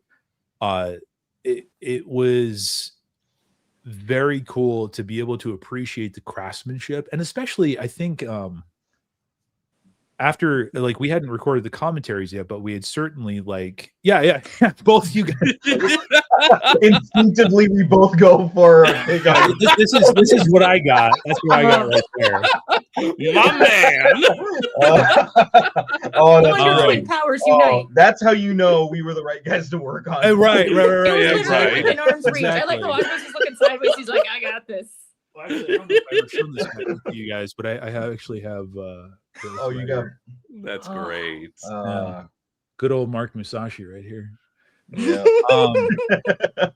No, like, again, like, it's not to overemphasize or anything like that, but it's one of those things, like, we hadn't recorded the commentaries or anything yet, but obviously we had watched the films and we had already done the commentary, or done the research for these, and so we had been talking about these suits and whatever else.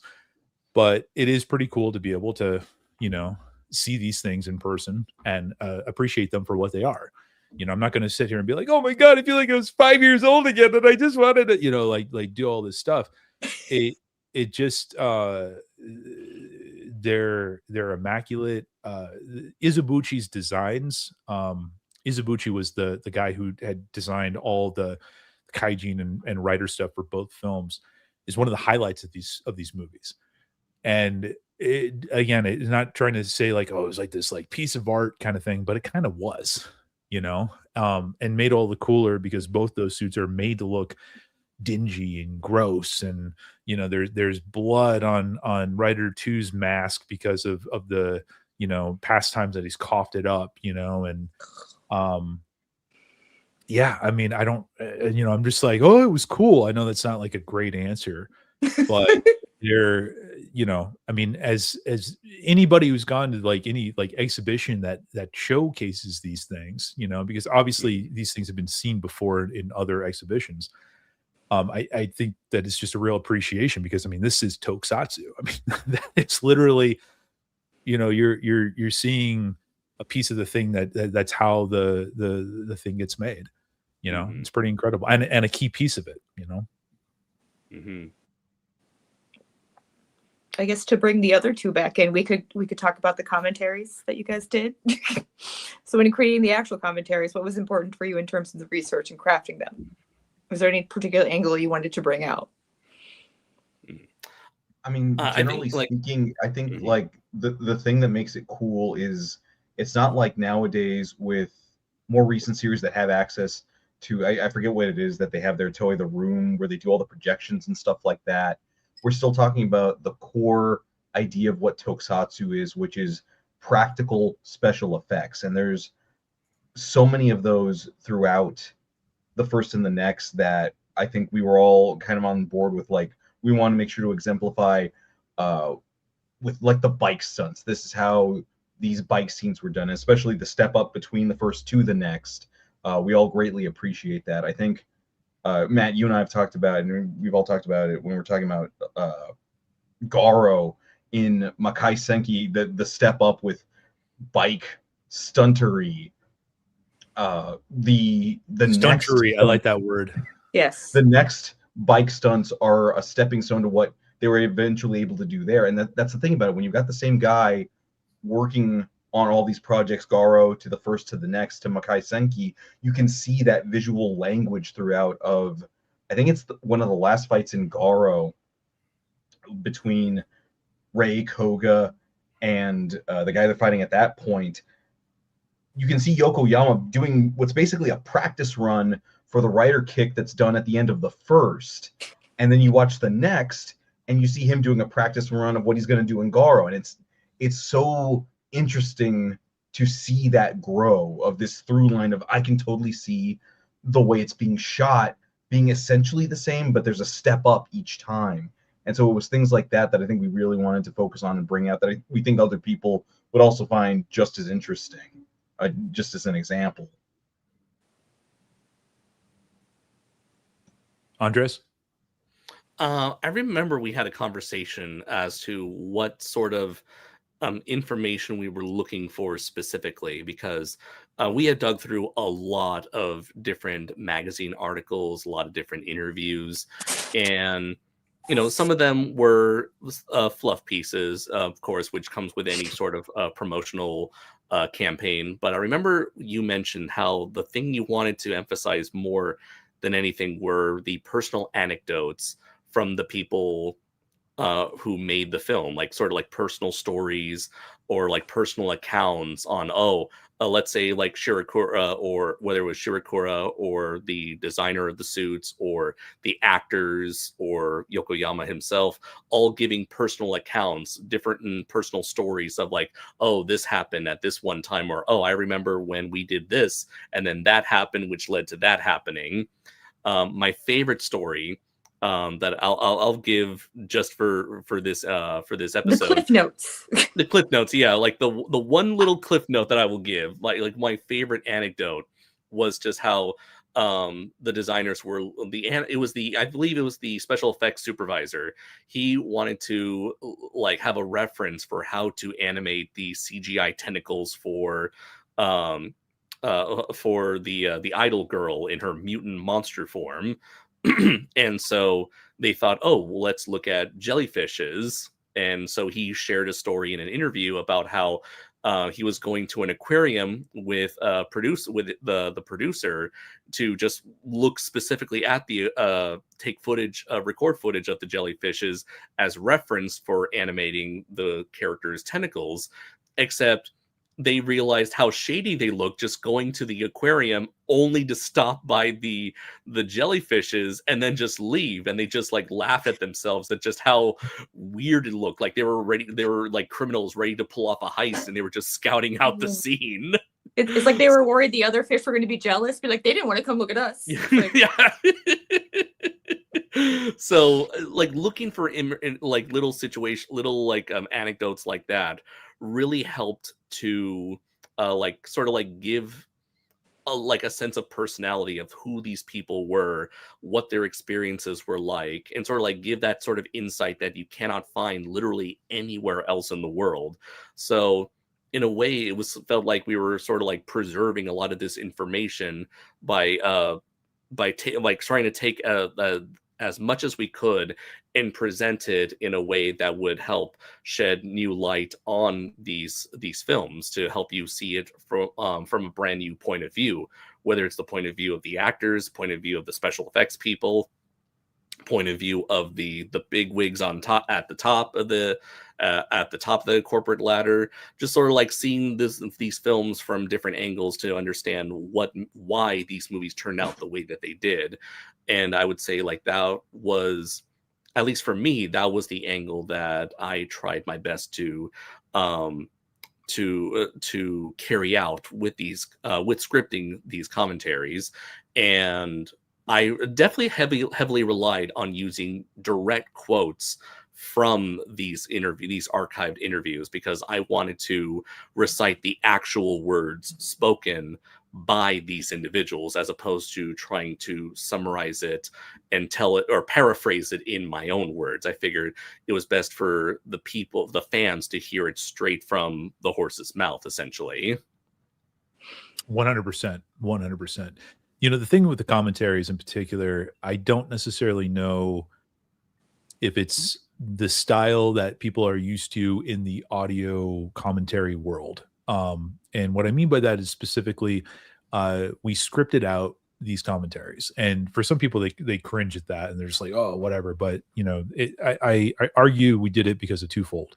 One, I come from a YouTube background, and we also have Andres, who comes from a podcasting background and a video background, and Josh comes from an acting background as well, and has done video work extensively. So we all have, you know, I would dare say probably more so have worked with scripts a lot more than we just kind of go off the cuff. Even though these two can go off the cuff, I cannot go off the cuff. I suck at going off the cuff. That is just a given. But it's also incredibly important to me because, again, we wanted to try to get as much information out there.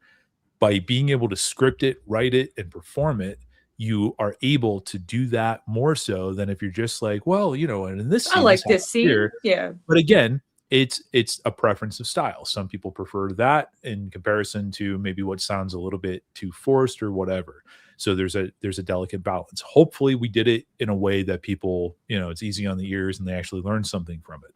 But the emphasis was trying to get as much information in there and try to tell the complete story of these productions: pre-production, production, post-production, release. Like, to me, that's a commentary. We're talking about the film. We talk about the life of the film. We talk about it, how it came about, its effects, and all that stuff. A lot of this information is not information you're just going to be able to go on and find on some Wikipedia, or go to even a Japanese Wikipedia and be able to just, you know, put out there. Just isn't going to happen. Between the information and research gathering from a bunch of different sources and marrying pieces of information together and things like that, you really get a comprehensive, I would say, bird's eye view of the entirety of both of these films with the commentaries. That's at the very least what the intention was. You know, I very much hope that's what people get out of it, because it's one of those things where it's like, I don't think this is going to necessarily be the end all be all, but it is a style that has served me well in the past and that I continue to do, because I think it really does get the point across of, you get to learn about these films. This isn't us being like, well, in this scene, I think they did this or did that. Yeah. We try to go and we try to go down the rabbit holes to figure things out and express stuff. Of course, there's going to be things that we don't necessarily have information on that we're going to have to speculate on. Hopefully, do it in an educated fashion. But you know, we always just want to stick with the facts. You know, this isn't some academia like, well, you know, this one particular person wrote about this in 1993, and I think that this. It's none of that crap. You know, I mean, it's just trying to lay out the facts, because the facts and the truth is what's interesting. You know, we don't need to make these people into legendary figures or whatever the hell. These are hardworking people that really put their hearts, souls, and minds into creating this stuff. And to emphasize that, to tell that story, like that's the main purpose. I think overall, in trying to distill all these facts, that's really what it is, that a good chunk of what we were having to do here with the commentaries is a distillation of all of these facts and separating them out between, well, what's something people really might be interested in hearing versus we only have so much runtime between both of these movies, and they're just, with what we were able to uncover, there's only so much time you can get, and you have to decide, well, what is that thing that we really want to make sure people find out about, can appreciate, might not know about. I know we put an emphasis on making sure, like, some of the cast who had skills that maybe had never been brought up, just even in conversations before, we wanted to make sure they knew about that. I know one of the things that we were trying to focus on was Snake in the first. There wasn't a lot of stuff about her written online, and we tried to make sure that there was an emphasis on that. She could do so much more than people were giving her credit for, and we wanted to make sure that that came across in getting that information out there. That's not just the guys doing it. The actress Ryoko Kobayashi, she was doing work. Well, yeah, and that's the thing. It's to emphasize again these aspects that aren't often talked about. You know, I'm sure this is probably going to sound a little bit too forward and maybe aggressive, but there are unfortunately plenty of examples of bad audio commentaries. There are, without naming names and dropping titles and whatever else, there are big time titles that get audio commentaries that make such weird gaffes and mistakes that it's just like the question becomes like, why, like, did you put emphasis on this? I mean, honest mistakes are honest mistakes. But when it just becomes like one after the other, it's just like, do you like earn your spot at the table? The other thing too is like, we really, I mean, obviously if we get something wrong, we get something wrong, and we will take ownership of that. But we really just want to earn our place at the table, you know, by trying to talk about this stuff in a way that is accurate, in a way that is interesting, and in a way that, again, uplifts the work itself, because that's what's important. It's not important what I think. It's not important what these two guys think about something. I like this. It's like, okay, well, everybody likes something. But it is to try to emphasize the stories and the history of these things that are oftentimes not talked about in either Japan or the United States. I think the overall concept was we wanted to make sure that we were sharing our love and our knowledge and not doing like a Mystery Science Theater kind of commentary thing. Like anybody with a camera and a copy of the movie can do that. We really wanted to make sure that people were learning more about this thing and hopefully adding to the appreciation of the work as it was already there. We're just trying to enhance what's there, not overshadow it. Yeah, because I was thinking, like, when I was doing the translating stuff, I just remember the storyboards for like the motorcycle thing. I think that's the thing that I translated, and it was just interesting to be like, there'd be like little handwritten notes, and then it was just like, this information needs to be out here. But I do appreciate that you guys are doing like more of an informational commentary. I feel like an off the cuff thing would work for like if Inoue they brought him in, like, hey, remember you wrote this, and but I think that would be more interesting than an off the cuff thing. But yeah, otherwise it's just me listening to a riff tracks of like two dudes. They're like, I like this movie. It's like, I'm sure you do because you're working on it, but like, I'd like to know about the movie. Yeah. And you know, it has to be said, I think that each style has its place. I really do. But I also think it depends on who it is. I mean, if you're talking about people that worked on the film and they're just getting together talking about this stuff and they're just going off the cuff, that's more interesting than then you get those like nice quips of like, oh, he probably shouldn't have said that. Right. But in this, you know, particular, I'm sorry I keep on driving home this point, you know, but it's like, it's things like Kamen Rider the First, Kamen Rider the Next, Shin Kamen Rider Prologue, Kamen Rider J, Kamen Rider Zeto. These things are not talked about at any real length in US fandom. You know, there's a lot of just assumptions that are made about stuff. There's a lot of just, you know, just, well, you know, nobody knows anything about these things. So to have the real estate and the time to be able to, you know, share that knowledge, I think is incredibly important. And I think that, you know, more people that talk about tokusatsu in any official capacity should. And there are people that are doing that. Mike Dent does that. Kevin Derendorf does that. you know, there is a whole, you know, new generation of people that are trying to get that stuff out there, but there's also this continual thing of just like, oh, I'm just going to wing it and it's just going to be fine. And it's just like, that doesn't do any good for anybody, you know. Earn your spot, you know. I mean, put some effort into it. And that's what we tried to do. Hopefully it comes across that way. But that was always kind of the, you know, the high mark to try to hit. I guess, because I was thinking about the translating, because that was mainly what I helped on. And it is, because I just remember I was even like translating like playing cards. Like you would found so many different sources to find. And it's just, was it hard to find anything? Like, what was the hardest movie to find information on? It's just crazy that, like, I just remember being like, these are playing cards. I'm just like, and it's just like their blood type and all of their stuff. And I'm like, I don't care what their blood type is. But yeah, it's just, it's the depth of things that you would find. Like, there's just so many articles and so many, like, I think I was even like, some of them were like folders. And I'm just like, there's so much stuff here. But yeah, what was like the hardest thing to find, if that's not a weird tangent? I think overall between the two movies, I think the next had less stuff written about it, if I remember correctly. So yeah. There was a little bit of a challenge there. Andres, you want to take that one? Oh, sure. Yeah. Like in terms of stuff to find, like, yeah, we could not find literally anything about Chainsaw Lizard. We found notes about her suit and the thought put the inspirations behind her design, but nothing about the actress herself. I had to look on the Japanese Wikipedia to learn that she was a gravure model, and also was like was married to a famous race car driver. But like her stuff was like, a lot of stuff was like outside of acting. It seemed like her acting roles were very, very limited. So for all we know, maybe it was contractual, maybe she requested not to have any of her information out there. Who knows? It was a lot of just like trying to make assumptions based on just how the industry works, based on what information we know about her. That was definitely a big part of that. I would say, like, thankfully there was the Battle to the Next booklet that came with the DVD release of Kamen Rider The Next. That helped tremendously, and I believe that was my friend David, aka Gorazard, who translated that.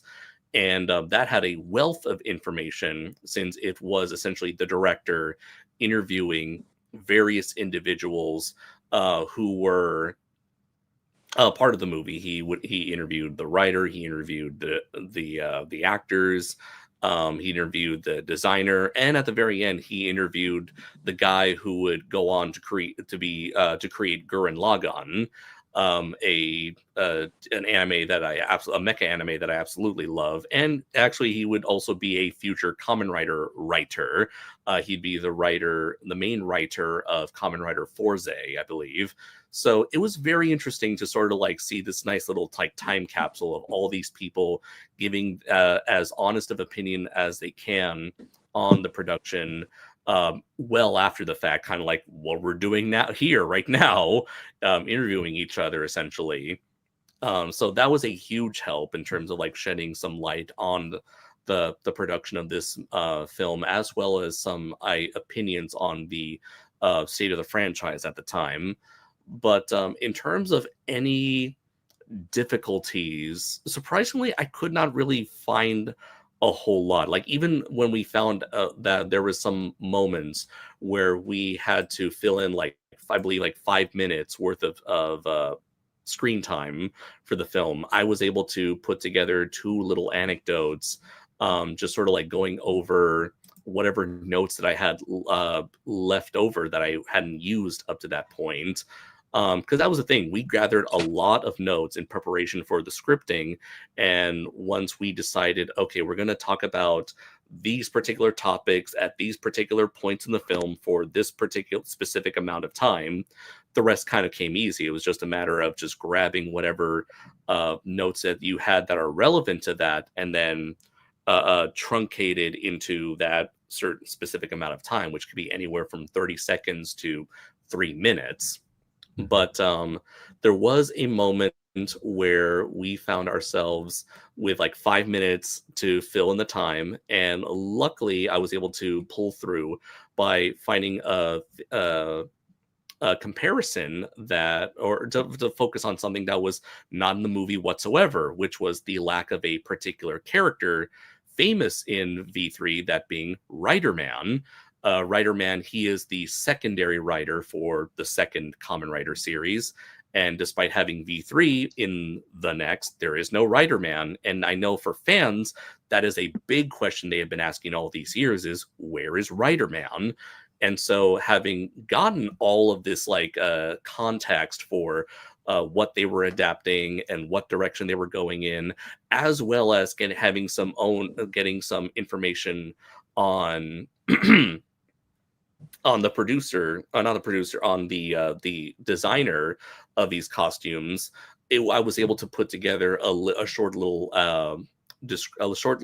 section of the commentary where I get to go in and give a possible explanation based on what we know on why Rider Man was left out, and what were the thoughts of including a version of Rider Man in a potential sequel had there have been a third film. And so it was very interesting to get Izubuchi's own words in on that. So yeah, I would say that was like the most difficult part, where it's like, oh, we have all this, we have like a 3 minute, 5 minute, 3 minute gap here. What are we going to do to fill in that amount of time? And then boom, I just came in by putting together whatever leftover notes I had and made something that I think answered would potentially give a definitive answer to something people have been asking about for decades at this point. Yeah, information is one of those things that I always try to be as comprehensive as possible about, usually to a detriment, because rabbit holes are infinite. You know, you start off with the base stuff of, okay, well, here's what we know is written about the movies themselves. So, you know, you got the books, you got the periodicals, you got the magazines, you got the online interviews, you got the video interviews, you got the Blu-ray extras from, you know, this release, the DVD extras from that release, the liner notes from this. Like, you take all those, you look at it, and then you're like, huh, well, I think that I still need to do some additional research because there's things that are not talked about here. So that's when you start going down all the other rabbit holes and trying to find out information that is not talked about in those things. I think that having, again, that comprehensive view of a thing to better understand it ultimately just gives you just a more true notion of what was done and why it was done the way it was, that kind of stuff. And, you know, there were times where, like Andres was talking about, where, you know, maybe we didn't have enough information to fill in a gap here or there, but there were also times where we couldn't come up with an answer to something. You know, there are still aspects of both films that I don't think we really found an answer to. It's very possible that with a little bit more time, we would have maybe been able to uncover something, but I mean, it would have been, it would have had to have been a very deep dive. You know, I mean, we're talking like going into, you know, university, digital libraries and trying to figure out, you know, the economic situation of Japanese movie theaters at the time and things of that nature. You know what I mean? And some information that's just not available publicly. Things like, you know, what was the business decision behind this? Why was it motivated by that? So you really just have to, I'm just kind of rambling at this point, but you have to be comprehensive, but you know, you can only, but you can only do what you can do. I guess with like the comprehensiveness, I'm sure there was like Andres said, there was like the breaks in time where you couldn't figure out what to fill in, but I'm sure there were some scenes where just like you would just like too much. Like I'm sure some of the action scenes were just like you had different levels of everything that was going on. Was there anything that you like, crap, that we can't put that in, or like this one's probably a little bit more important, we should convey this instead of this? Like, is there anything that like that you guys cut that you were just like, I really wish that could have been in there, but obviously this other thing is a little bit more important? Do you guys have an answer? Nothing is coming to mind at the moment. The one thing, like, it was really the questions unanswered that drove me the most nuts. And sometimes I wasn't satisfied with the answers that we found. And I always was kind of like, there's something more to this. In particular, and I'm sure this is something that we could probably, if we dug deeper, we might be able to find. But around the time that Kamen Rider the first came out, Japan was seeing a giant, like, just massive rollout of films and TV shows that were remakes of older properties, but geared toward an adult audience. And we talked to several people, including like Patrick Galvin, who is helped out on editing the liner notes, but Patrick is a very knowledgeable Japanese historian of film and that kind of thing. He couldn't turn anything up either, like an official thing, you know. And I'm sure at some point it was written about somewhere, but we just kind of had to stick with, well, everybody else was doing it, and that's why they did it, you know, kind of thing, you know. But there's things like Devilman and Cashern and Tetsugen 28.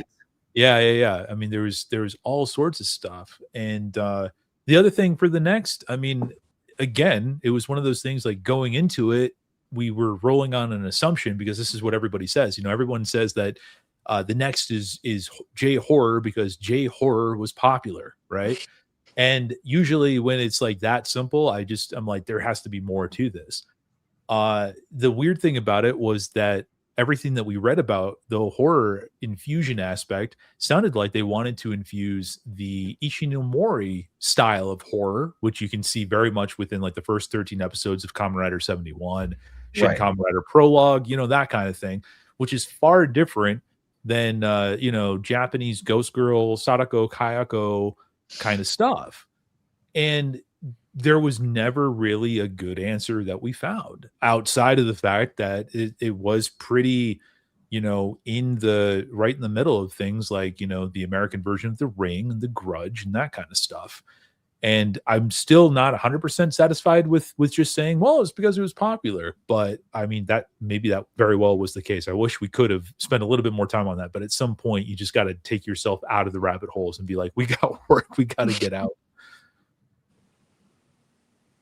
It's just kind of like what Andres was saying about Chainsaw Lizard. There's just some stuff, for whatever reason, in one direction or another, where they just didn't write about it. And, you know, it's there on screen. We can talk about as much as we can about design, about the actors or actresses or the stunt people. But at a certain point, you run into that wall of this is literally all there is about given subject. And then you have to do educated, keyword being educated, speculation. Right. You know what I mean? To phrase it in a way of like, this is what it could be, or maybe it wasn't. I mean, never stating it in this objective statement that so many people typically seem to like to do with this stuff. But, you know, if we didn't have answers, we really did try to figure something, and maybe we would give 2 or 3 answers as to why it might have been the way that it was. But again, backed by, you know, educated guesses, instead of just being like, well, this is, you know, Toei didn't like this, so that's why they didn't do it that way. You know, like at no point in any of these, I don't think, do we try to treat any of our personal opinions, because we try to keep it to mainly fact. And I don't think at any point did we interject our own personal opinions and then try to treat it as the gospel, because that's way too easy to do. That's not going to inform anybody. And really what we're here to do is put the focus and shine the light on the work that was done, and not take a wild guess as to why there's such a horror slant in the next or something like that. You know, the other thing too, I just want to make mention of it. Sorry, you just bring this up. The thing I wish we could have gotten more information on, Kamen Rider the Last. Oh yes, yeah, absolutely. Once we found that rabbit hole, or at least that little thread, I was like, that just set my brain on fire. Like, I knew it. And like, it was going to be a comedy, right? Wasn't that the next? Like, something like that. That's the word. That is the word. I just want to know how, why. for just a little bit of backstory, you know, these movies, the way that it was eventually kind of like shaped was, they wanted to do this as a trilogy, but each movie would have like a specific theme. So the first was like Kamen Rider Romance. The Kamen Rider the next was Kamen Rider Horror. There was supposed to be a third movie that we found out was called, or at least we think this is what it's called, because it was mentioned that there was a third movie and they wanted to make it a comedy, right? The name Kamen Rider The Last comes from an interview that was done in 2016 with Inoue and producer Shirakura. And I believe it was Shirakura that mentioned Kamen Rider The Last. And he still, at that point, wanted to make the actual thing. Inoue, during our interview, had mentioned it. I found out, I don't know if I ever shared this with you guys. I talked to Mike Dent about this, and I guess Mike Dent actually had interviewed Mark Musashi at one point. Mark Musashi, of course, was the suit actor of Rider 2 in the first. And Musashi had told Mike years ago that the third one was supposed to be a comedy, but it had just never gotten out there. But officially speaking, in the interviews and all the materials we were working with, I think there was like one time where Shirakura is jokingly saying that it could be like a comedy, the third movie. And then director Toshiki of the next was just like, I have no idea how that's going to work, going from horror to comedy. He's like talking about a whiplash or something. But as somebody who's fascinated by the creative process of these things, I would have loved to have learned a little bit more about what the idea was, like how that would have played out, what how does comedy infuse with that idea? Because it's like buddy cop, like what were they going to do? Well, see, that's the thing too. It's like what element of Japanese cinema, specifically in Japanese cinema comedy, are they going to try to marry with this kind of idea? And I'm sure that somebody probably, much more better informed about the breadth of Japanese work could probably make a pretty educated guess as to that. But it's still one of those things where I just am like, I would have loved to have gotten a little bit more details on that, at least the intention behind it, even early talks. Let's see. I guess because you were already talking about how like you were really surprised how it was easy to get to go see the suit, but like with the commentaries and working with Toei, how was that working? Because it's like we're in America, Media Blasters is an American company working with a Japanese company. Like, was it all pretty smooth working with all the different people? Because it just seems like a lot of cogs in a very complicated tokusatsu hot mess kind of thing. But 100%. And I think this is actually a perfect time to talk about all the, we had a translation team that were helping us. I think we had close to like a dozen people, we had a Japanese crew we had two Japanese crews. We had the one who shot the Inoue interview, and we had the one who shot the Yokoyama interview on top of the rider suits. And then coming back, we had a team working, like a post-production team working on both interviews at the same time, two different translators, all that stuff. And then an entire team of people who were digitizing and translating the materials that we had gathered. And Andres headed up a lot of that stuff. I mean, everybody threw their 2 cents in. Laura, you were instrumental in that one. And it was so much fun. I don't know what it was. Something about pacing and translating, or just like, I love this. And I don't mean to sit here and just be like, everything went smooth, but it was like butter. Given the amount of personalities and given the amount of things that were all in motion, I don't really know how it could have gone any more smoothly. To be perfectly honest, that's my takeaway. The other two, no. I think Andres and Josh was just during that process of like, I remember I the post like I was helping. Like, what's going on? My wife, Kaylin, she was working on helping with the subtitles for, I think it's the Yokoyama interview, and she had to double check me because I'm obviously sitting right here in the same room. On like, okay, he's mentioning this one series. Did I get that right? Did I double check that? And then there was one sentence in particular that, when retranslated, because she knows enough Japanese to be able to do that, kind of recontextualized how the next was approached a little bit. And that was a really interesting thing that we would have never uncovered had there not been somebody there to catch that. And we were lucky to have all the different people working on this to where we could get this done, get all the footage in, have everybody working on it, catch what we needed to, turn it around. And then I think once we got it off to Toei, because then they have to have final approval on and all this stuff. I don't think we even had to wait that long, quite honestly, before they gave us an answer of, yeah, you guys are good to go and ship.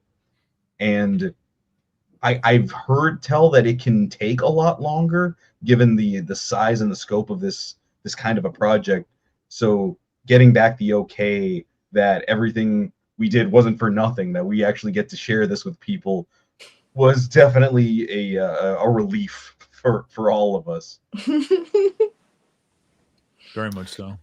Yeah, I would say like communication had been very, very easy, smooth, very convenient for the most part.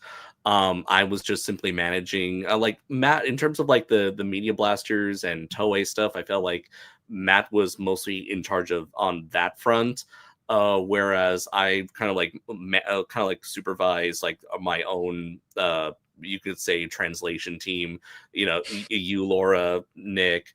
Our other friend Nick Huber, Frank Gillen, David Joshua Hernandez, even my other friends, Steve Tao, Albert Laguno, all of them. I wanted to get as many people as I can to be involved in this project, to be able to have their names attached to this project as well.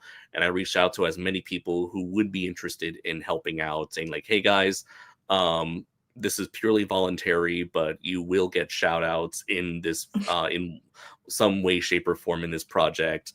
Are you guys up for it? And thankfully everyone said yes, which lifted a huge, like a workload off our shoulders to be able to be like, okay, so rather than like, because we had a lot of sources of sources.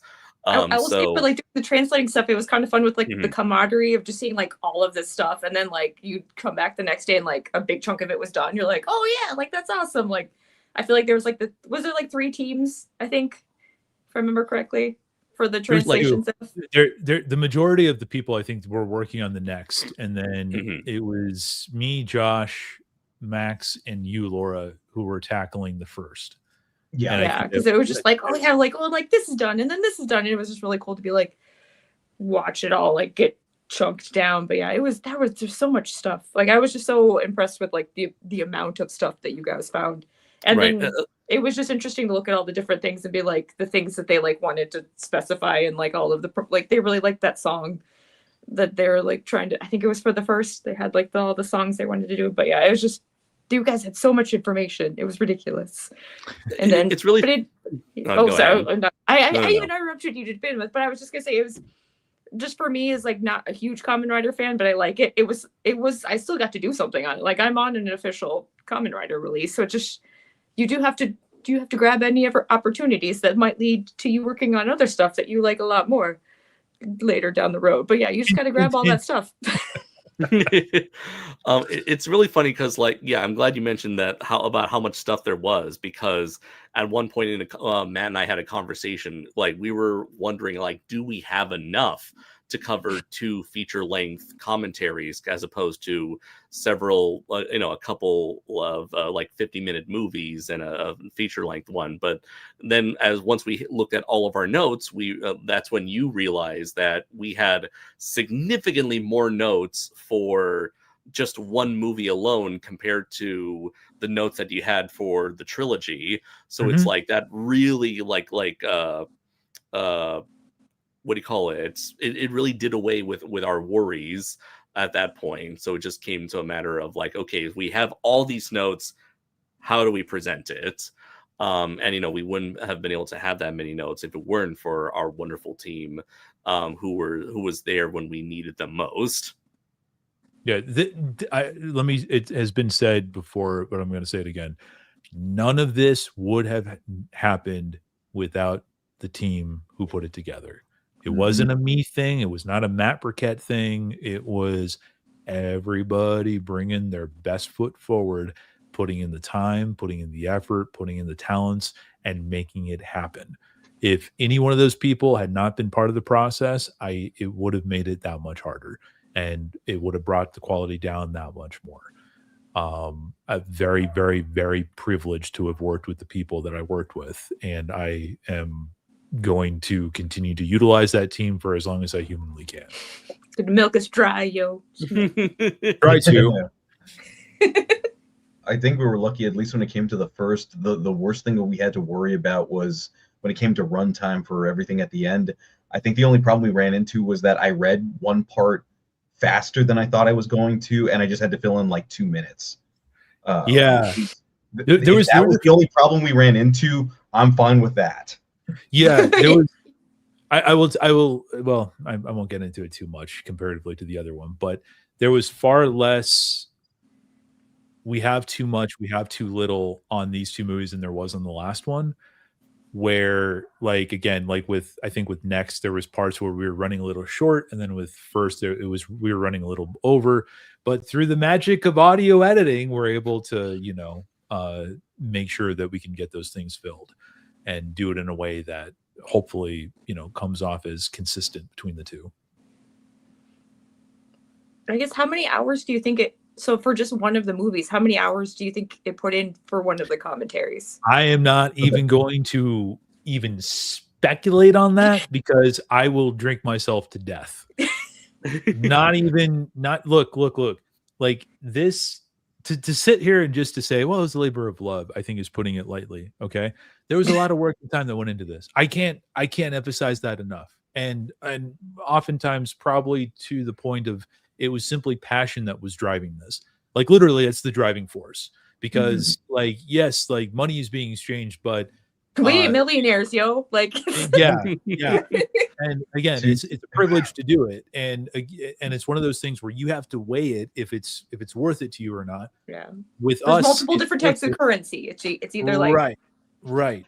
With this particular team, I think that everybody thought that the work was worth it, for this ride.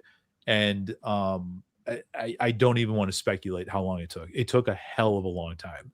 Like, and there's a lot of hours on everybody's end that went into this, and it's crazy to think what it possibly would actually tally up if we actually even tried to get in all of our, because we all have day jobs, in between all that, we were working on this for the better part of half the year at least. So you're talking about 6 months of finding the time, the energy, the passion to be able to dive in there, translate, scan, record, edit, do all of these things to make sure that we're putting out the best possible product so that other people can enjoy this thing. And yet on top of that, it felt like some parts, for the most part, at least for myself, it didn't feel like work, because it's that thing, you're doing something you love, you don't feel like you're working at all. And, wanting to share this information, I would do that mess for free anyway. That's why I have social media. The fact that we get to do it here was great, but I think not to make too big of a deal of it, but if I had a beer for every time Matt was stressing out about how hard something was going to be, he would need that many beers. Was I stressing out that much? A little bit, but then we would alleviate that once we go through, and then we were all like, no, we're good, we got this.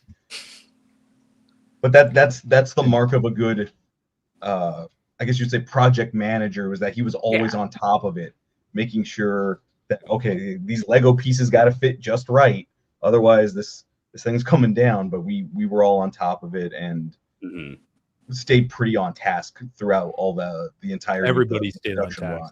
There was no, like, I'm not just saying this to gloss it over, to make it sound like it was just so perfect. There was no personal issues on this. I mean, everybody brought their A game to it, and they did what they could, and with the understanding that we all have day jobs, you know what I mean? And we do what we can to make the thing happen. And if we need a little bit of leeway or something, we have that communication, we talk about it, and it made for just a really nice experience. Definitely. Absolutely. Probably, if not top 3, probably one of, if not the best, smoothest experiences I've had working on something of this caliber was with these people right here. 100%. Yeah. 100%. I just want to point out what Evan said. Matt stress is part of the process. There's no product without it. LOL. And that's a compliment. Evan, and I do mean that as a compliment. Well, here's the thing. Yeah. Evan knows firsthand, because like I said, Evan was the one who actually edited the Inoue interview. So I was directing him with stuff and stuff like that. And he definitely got to experience it a little bit. I've been accused of being a perfectionist, and I don't take that as an insult, It just is what it is. Well, but you kind of said like the other one was more casual, and I know it was still obviously very hard work, but it's like I feel like if you're not stressing, I don't know, I feel like that's just like a part of you caring. Like obviously you're stressed because you care. Like I really don't want to make it sound like throwing that last release under the bus. You know what I mean? But because I think I was a pain in the ass to a point, because I do think that ultimately this is just the way that I operate. And it's just, again, it doesn't come from a place of like, you know, I hold myself to such a high standard, but it comes from a place of like, I don't want to do work that I think is subpar. And if I have an opportunity, you know, potentially one time to get something out there, I want to make sure that this is the best shot that I give. Not to say that the last release was not the best shot. It's not to say it whatsoever. But the philosophy is the fact that if I'm coming to the dance, I better dance really freaking well so I can stay on the dance floor and to continue to do this stuff. Because the reality is, and this is just from an opinion standpoint, is that there's a lot of mediocre stuff that's thrown out there, and it's not just in the tokusatsu realm, it's in a lot of different places. You know, the subject of quality very much varies, and the personal standard is like, let's try to do the best job that we possibly can, you know, with the time that we got, and do it like that, you know. So yeah, stress is part of the game, but let me stress out, and I'm not going to try to put that stress on other people. You know what I mean? Like they came into it, meaning Josh and Andres, they came into it knowing what the workflow was going to be like. And again, like we had a meeting after the fact. I think this is going really into the weeds here. And I'm like, okay, guys, I really need to know what can we improve on, you know, if we have another go at this, if we're lucky enough to work. And they both are just kind of like looked at each other and just like shrugged, and they're like, it went perfect. And again, it's not to overemphasize one way or the other. It's just to say, like, it's, you know, yes, I stressed out about stuff because of the fact that I wanted it to be good, you know, unlike some people that do commentaries for, say, like big, you know, labels that, you know, they name movies that isn't even part of what they're talking about. You know what I mean? Like it's just trying to put it some amount of care. And again, mistakes might be made, you know, I don't want to put my foot in my mouth, but the hope is that we're going to be able to get something out there that is worthy of being on an official release of something that we all love. The last thing we want is for people to think we were given the body of Takeshi Hongo and we're Timu Shocker. Like, we're going to remodel this guy, but we only had 15 minutes and $5. So this is that is not, He's a that $2 is not what million you're getting. man instead of the $10 million man. No, we put that work in there. Yeah. 100%. Yeah. And ultimately, like, look, I think that's just what some people don't want to do that. You know, you see people all day long, and I'm not saying us in particular. I know it might sound elitist, but it's like, if you want to do this stuff, you're going to have to put in the footwork. You know, I see people all day. They'll look at these books, like maybe like by Stephen Ed, Norman, or whatever, and they'll bitch nonstop about what it didn't do, what they didn't do, what they didn't do enough like, of. you didn't write a book, like, but then it's like, hey, like, how about you go ahead and do the thing? You obviously have a passion for it, you have a knowledge for it, you have the curiosity, like you have all the ingredients to be able to go out and make the thing happen. Why don't you go and do it in some capacity? It could be an article, it could be a podcast, you could self-publish a book, or maybe perhaps you get the opportunity to do an official whatever, commentary, whatever. Why don't you go and try something? And then it's just like, oh, I'm too busy. It's too much work. Yeah, it is a lot of work, you know? Like there's like obsession and love. Like, if you love something, you want to like rise it up. You want to like make it better. But if you're obsessed with something, you just know a lot about it. It's like, I've been married to my husband for like almost 10 years. It's like, I love him. I know I want him to be better. I'm not just like, I know exactly everything about him. It's like some of these people are just obsessed with these franchises. And it's just like, you need to like elevate the thing that you love. And you do that by making videos, or you make like commentary and all that jazz. I'm getting a little bit too far off in the weeds right now, and I also got to be really careful about how much I rant about this. But for many, many, many years, it was a big problem with how the quality of talking about this stuff in a historical context was being talked about in the West in particular. You know, there was plenty of examples of people that were being inserted in different positions that had no idea what the heck they were talking about, spouting it off. And that was what was considered to be the tippy top of stuff. Misinformation here, complete lies in other aspects. And I think and I could be mistaken because this is and I'm biased because I love the guy to death, but I really think that once Mike Dent was able to kind of come onto the scene and start talking about especially the hero stuff in a more official capacity, I think the landscape has since changed. I think that Mike really not to overemphasize it, but I think that he really paved the way for guys like us to be able to come in and to be able to talk about this stuff in some degree or another without, say, talking about it through the lens of an American college education about film, where we're talking about how Ultraman is so xenophobic, for instance, and if people know what I'm talking about, they know what I'm talking about, and it's just one of those things where it's like the hope is to be able to present something that I'm a broken record at this point, but the sanctity of the information, I guess, is that the main thing you want? Like, is the truthful information the main thing you guys want people to take away from this? Like, what is this is your time to sell the set now. You're just like all the information you have on there. And I'm sorry for going off again, guys, because I want like Andres to talk and I want obviously Josh to talk, but my ultimate hope is that the people that get this set, whether it's the special edition or the upcoming standard edition, which hopefully will have the commentaries attached, is that you're talking about two films in Kamen Rider the First and Kamen Rider the Next that are not that talked about very often. They seem to be a little misunderstood, and a lot of people have assumptions about them, much like, say, like Shin Kamen Rider Prologue, right? But the hope is that when you get this set and you listen to this stuff, that you will walk away with a new appreciation, perhaps on both films, aspects of these films, but just to be a little bit enlightened and to learn something new about something that you previously knew nothing about, and hopefully done in an entertaining, not so boring way. Yeah, that's pretty much what I you pretty much like took the words right out of my mouth, Matt. I too hope that people will be able to appreciate these films, see them in a new light, and I hope that they will find a lot of the information that we dug up and we poured our hearts into. I hope that they will find that as engaging as we do, most importantly of all. We found this information very fascinating. We found these films' place among the greater Kamen Rider franchise to be extremely vital, and especially in the projects that would come afterwards that would also bring back a lot of these old school characters in the modern day. These movies really sort of paved the way for a lot of what was to come in the ensuing years.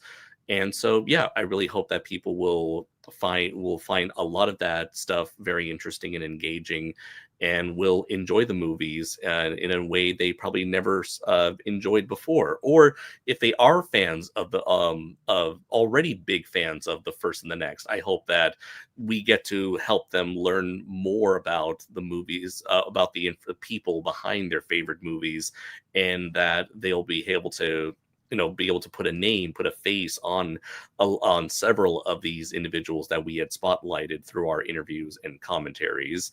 And as well as, through my liner notes, I'm really proud of what I had written. I'm very happy for everyone who was involved in perfecting that and helping me perfect that piece. I'm very proud to have had my name on the booklet inserted in the special edition. And I hope that, and I tried to, again, sell the point home that this was sort of like the First and the Next are essentially the culmination of the franchise's yearning to return to its roots, to go back to basics. My piece was about exploring what those basics even are that carried over from one project to the next, and ultimately having it all culminate in this duology of films. Again, I keep repeating it, but it really is true. I really hope that people not only find my writing engaging, but to also have that appreciation, at least the same kind of appreciation for these films that we did as we dug through the trenches to learn about these films, not just to enjoy them, but to learn about them. That's the biggest takeaway there. I think for a lot of it, the three of us coming together to do these commentaries was that you've got three people working on this who absolutely love what they're working on, love the project, love the franchise. There's a reason it's been around for 50 years, but at the same time, we have a respect and not necessarily a reverence. Not a reverence where like, oh, you can't talk bad about it, but a respect for, hey, these are real people who had opinions and they're filtering things and there's studio involvement and there's all these different pieces that make the clock tick. And we want to try and shed a light on that as you're watching these movies, you can both watch them and take them however you're going to take them for the piece of media that they're presenting to you, but at the same time fill you in on this is where they were coming from, this is how they did this, this is what people were bringing to the table, and that at the end of the day, you can have or share in that mutual respect that we all have for this franchise that just means so much to us. 100%. Absolutely. I think at the end of the day, we really wanted it to not make this about ourselves, but about the people behind this franchise that we love so much. And, I feel like that's what allowed us to work so well together, to know that this is not about ego. This is not about clout. It really is about making a damn good product for the fans to enjoy. And I feel like that's ultimately why this project worked so well, why we all worked so well together. And, I couldn't be prouder of what we managed to pull off here. If this ends up being the end of the line, which I hope it's not, could not have asked for a more fun and more awesome team of people to work with. You know what I mean? By far, probably the best project that I've worked on, period. And that includes all my YouTube stuff, official stuff, whatever, work stuff. Like, this is the thing that I am most proud of. And the thing I am glad to have been able to have worked with so many people whom I love and respect on. And again, what Josh was saying, to talk about something that we love and to hopefully shed a spotlight on work that otherwise doesn't usually get a spotlight shed on it. I guess if this isn't the last thing, do we have anything that's coming up that you guys want to talk about?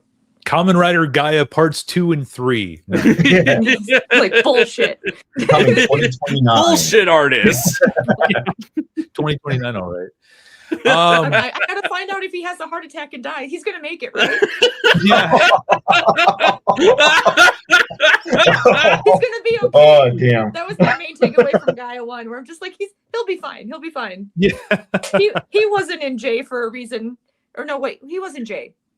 Who? Did he have a cameo in J? No. Ishinomori? The prologue. Yeah, Ishinomori. Prologue. It's a prologue. Prologue. He was around for Jay though. I mean, he was. I couldn't remember if that's when he had passed away. Yeah.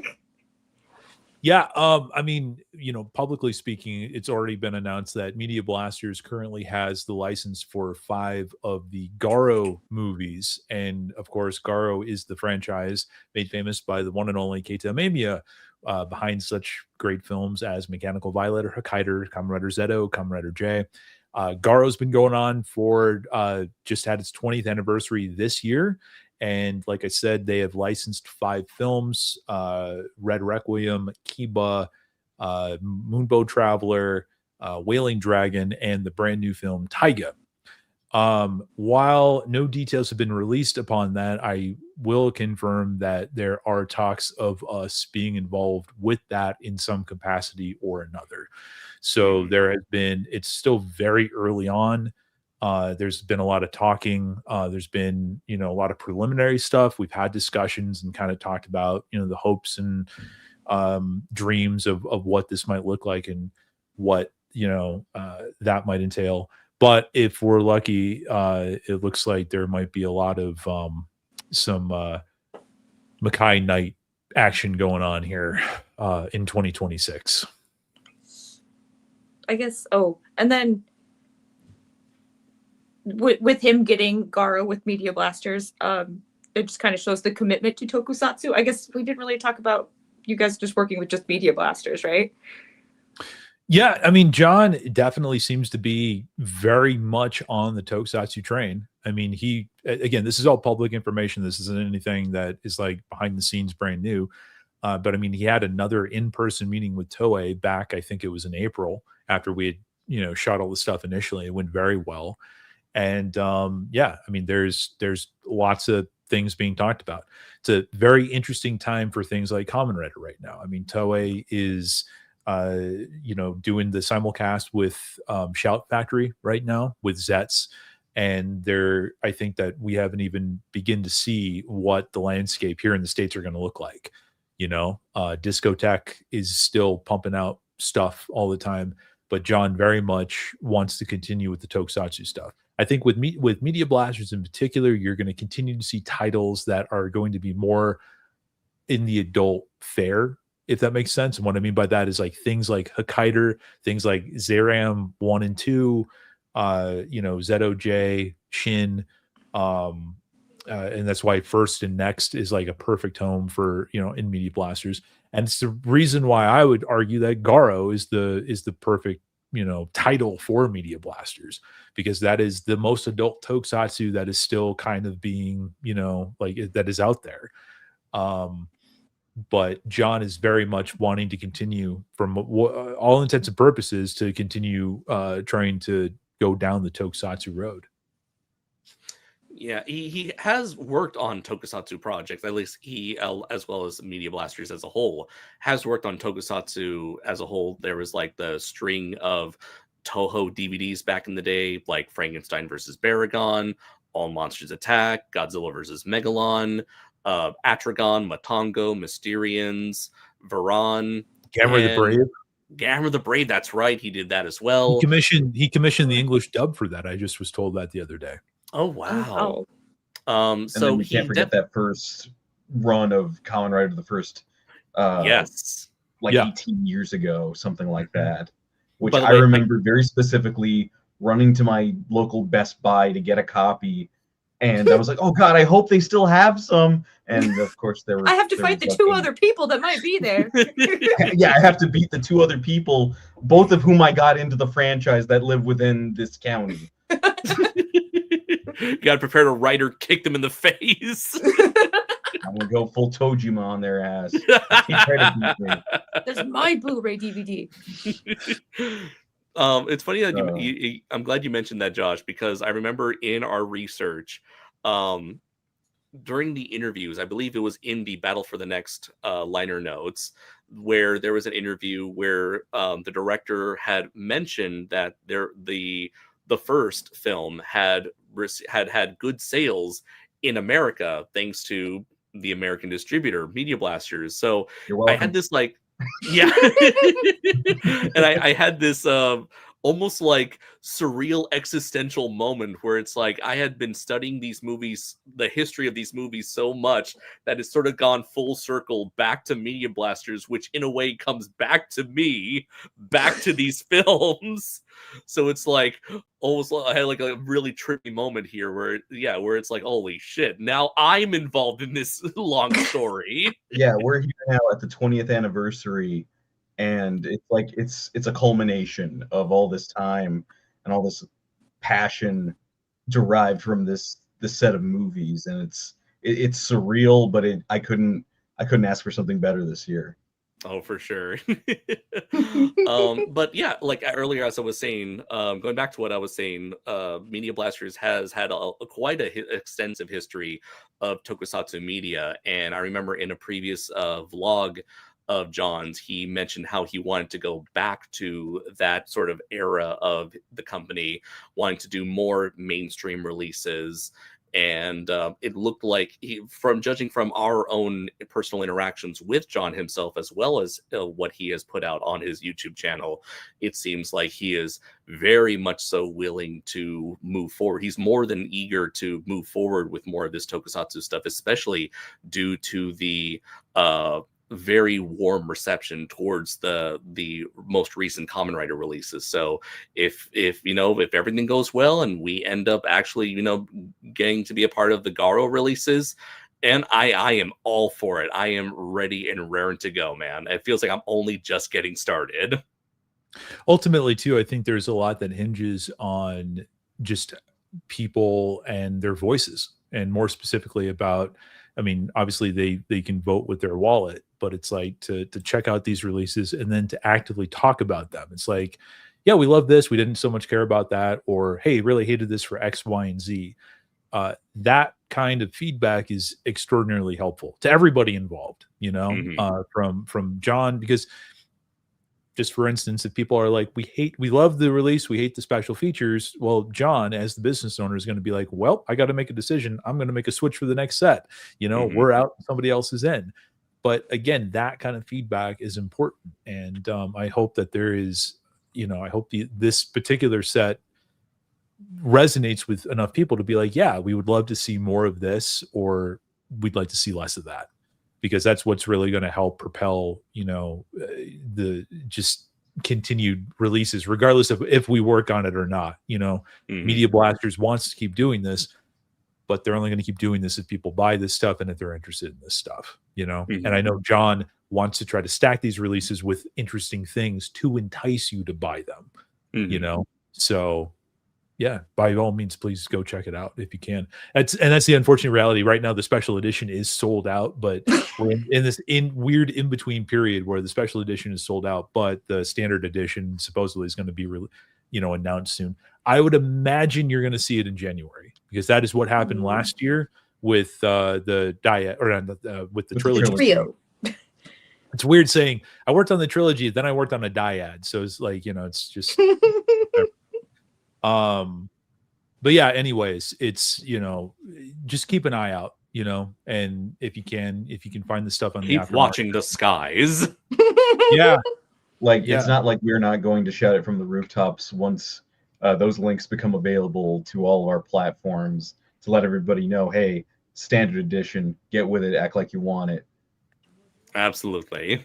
Very much so. And it just goes to show, you're like, for the next release, just jump on that pre-order right away, because they've just been selling out. Yeah, there is a very strong growing audience for Kamen Rider nowadays.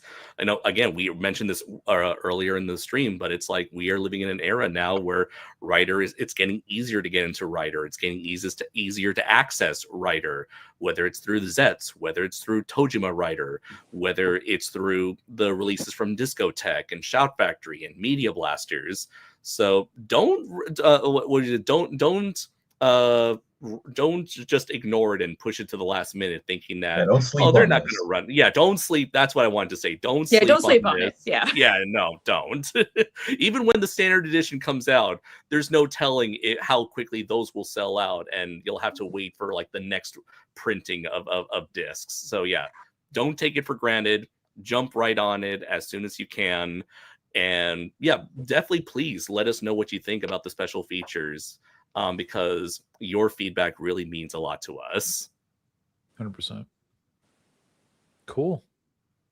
Well, I think that's about it. Laura, you're the official MC of this. I don't know why I'm taking over. I'm the mistress of ceremonies. Yeah, because it's your channel. It's your home. You've just been invited in. I feel like that's it. I feel like you guys talked about everything. I'm trying to think. They might be doing Garo next. There's that. I guess, is there anything for, if we do get to do Garo, is there anything that you've learned from the past two of your experiences that you're going to be like, finally have it keyed in for the third? Like, what is something that you learned from, like you said, this last experience was really good, but what was like a main takeaway that you would learn that you would like put on to the next experience for all of you?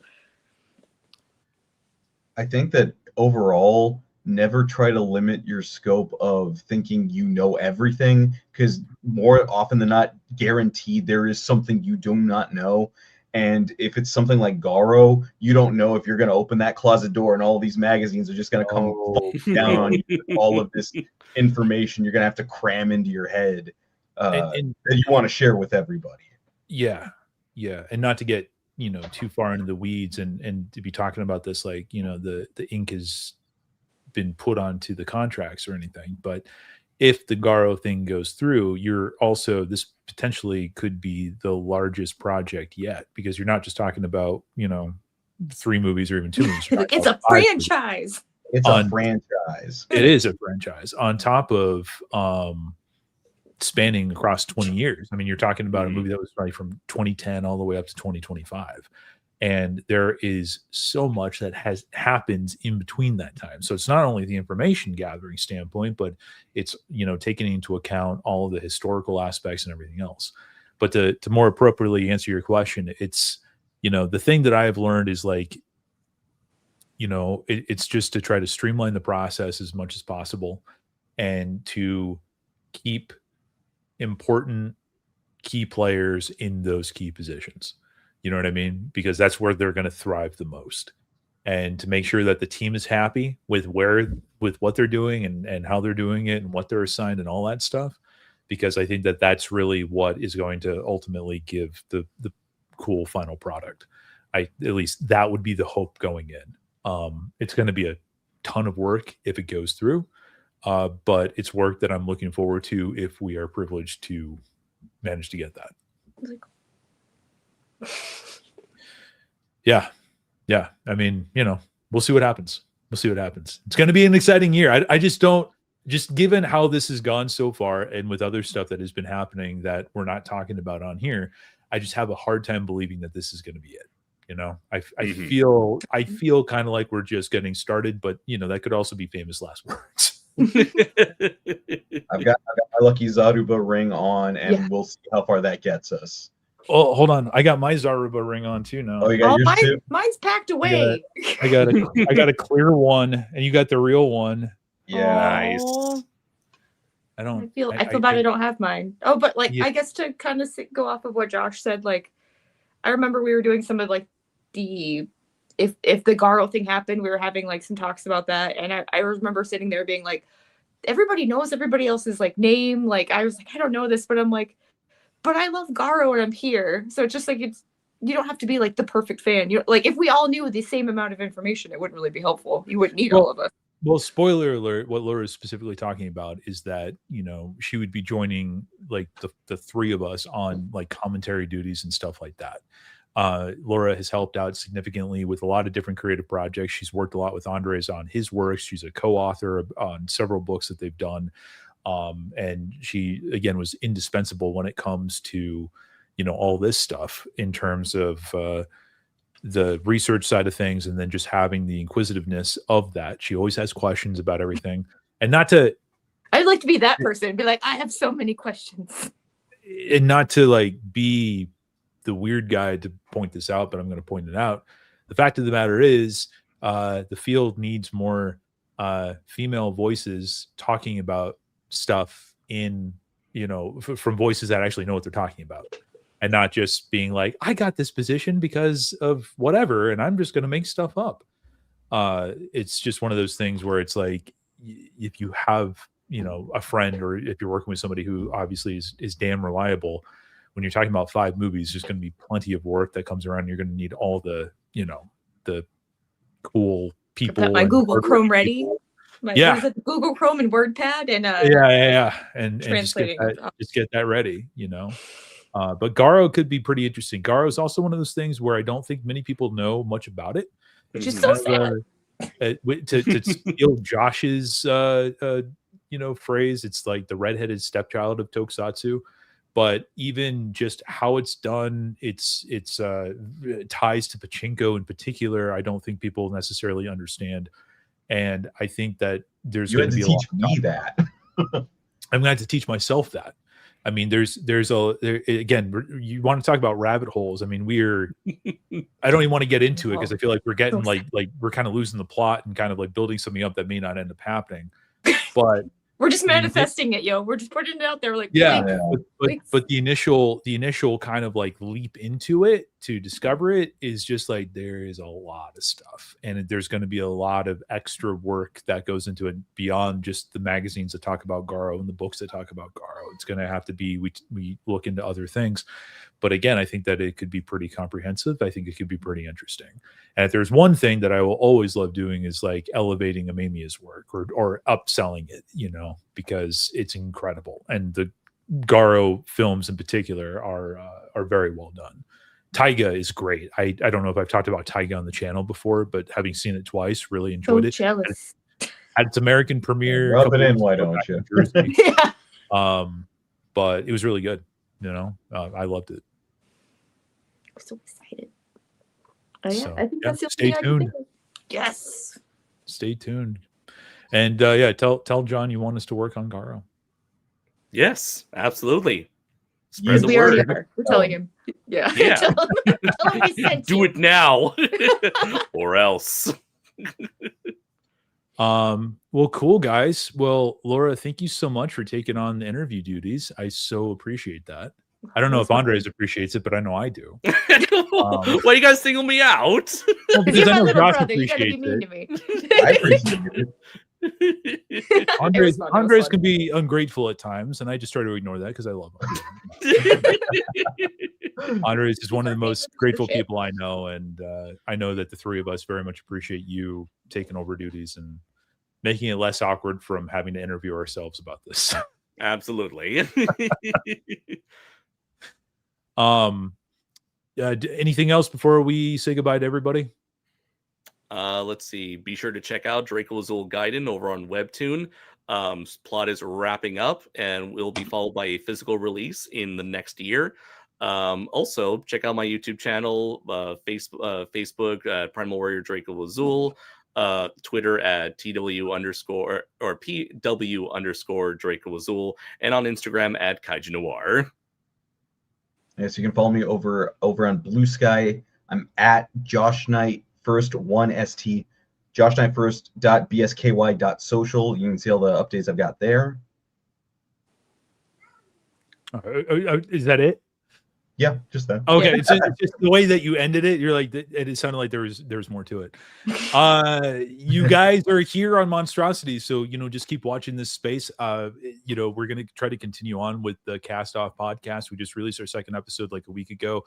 This kind of constitutes as the third, but it's gonna be, we'll take this live stream and kind of like refinish it and put it back out there as like a proper episode. I might even release the proper episode on here again, just for, the sake of whatever. Algorithms don't like live streams for reasons unclear to me, but we're going to try to continue to push forward with stuff. We already have probably our next interview coming up with my friend Fabian, who is a Kamen Rider expert over in France and has worked on all sorts of stuff, all the Blu-rays and everything. Really cool cat. So to get him on here and to chat up with him would be pretty incredible. And yeah, I mean, just keep on, follow us on socials, and thank you very much for supporting us. I appreciate everybody who, has been here for nearly the past 3 hours. Laura, did you want to say anything? No, I'm good.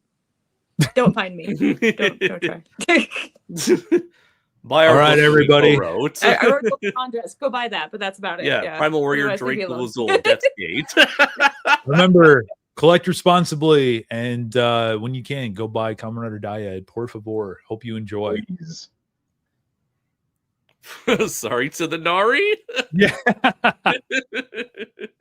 right. Bye, everybody. Have a good one. See ya. Sayonara.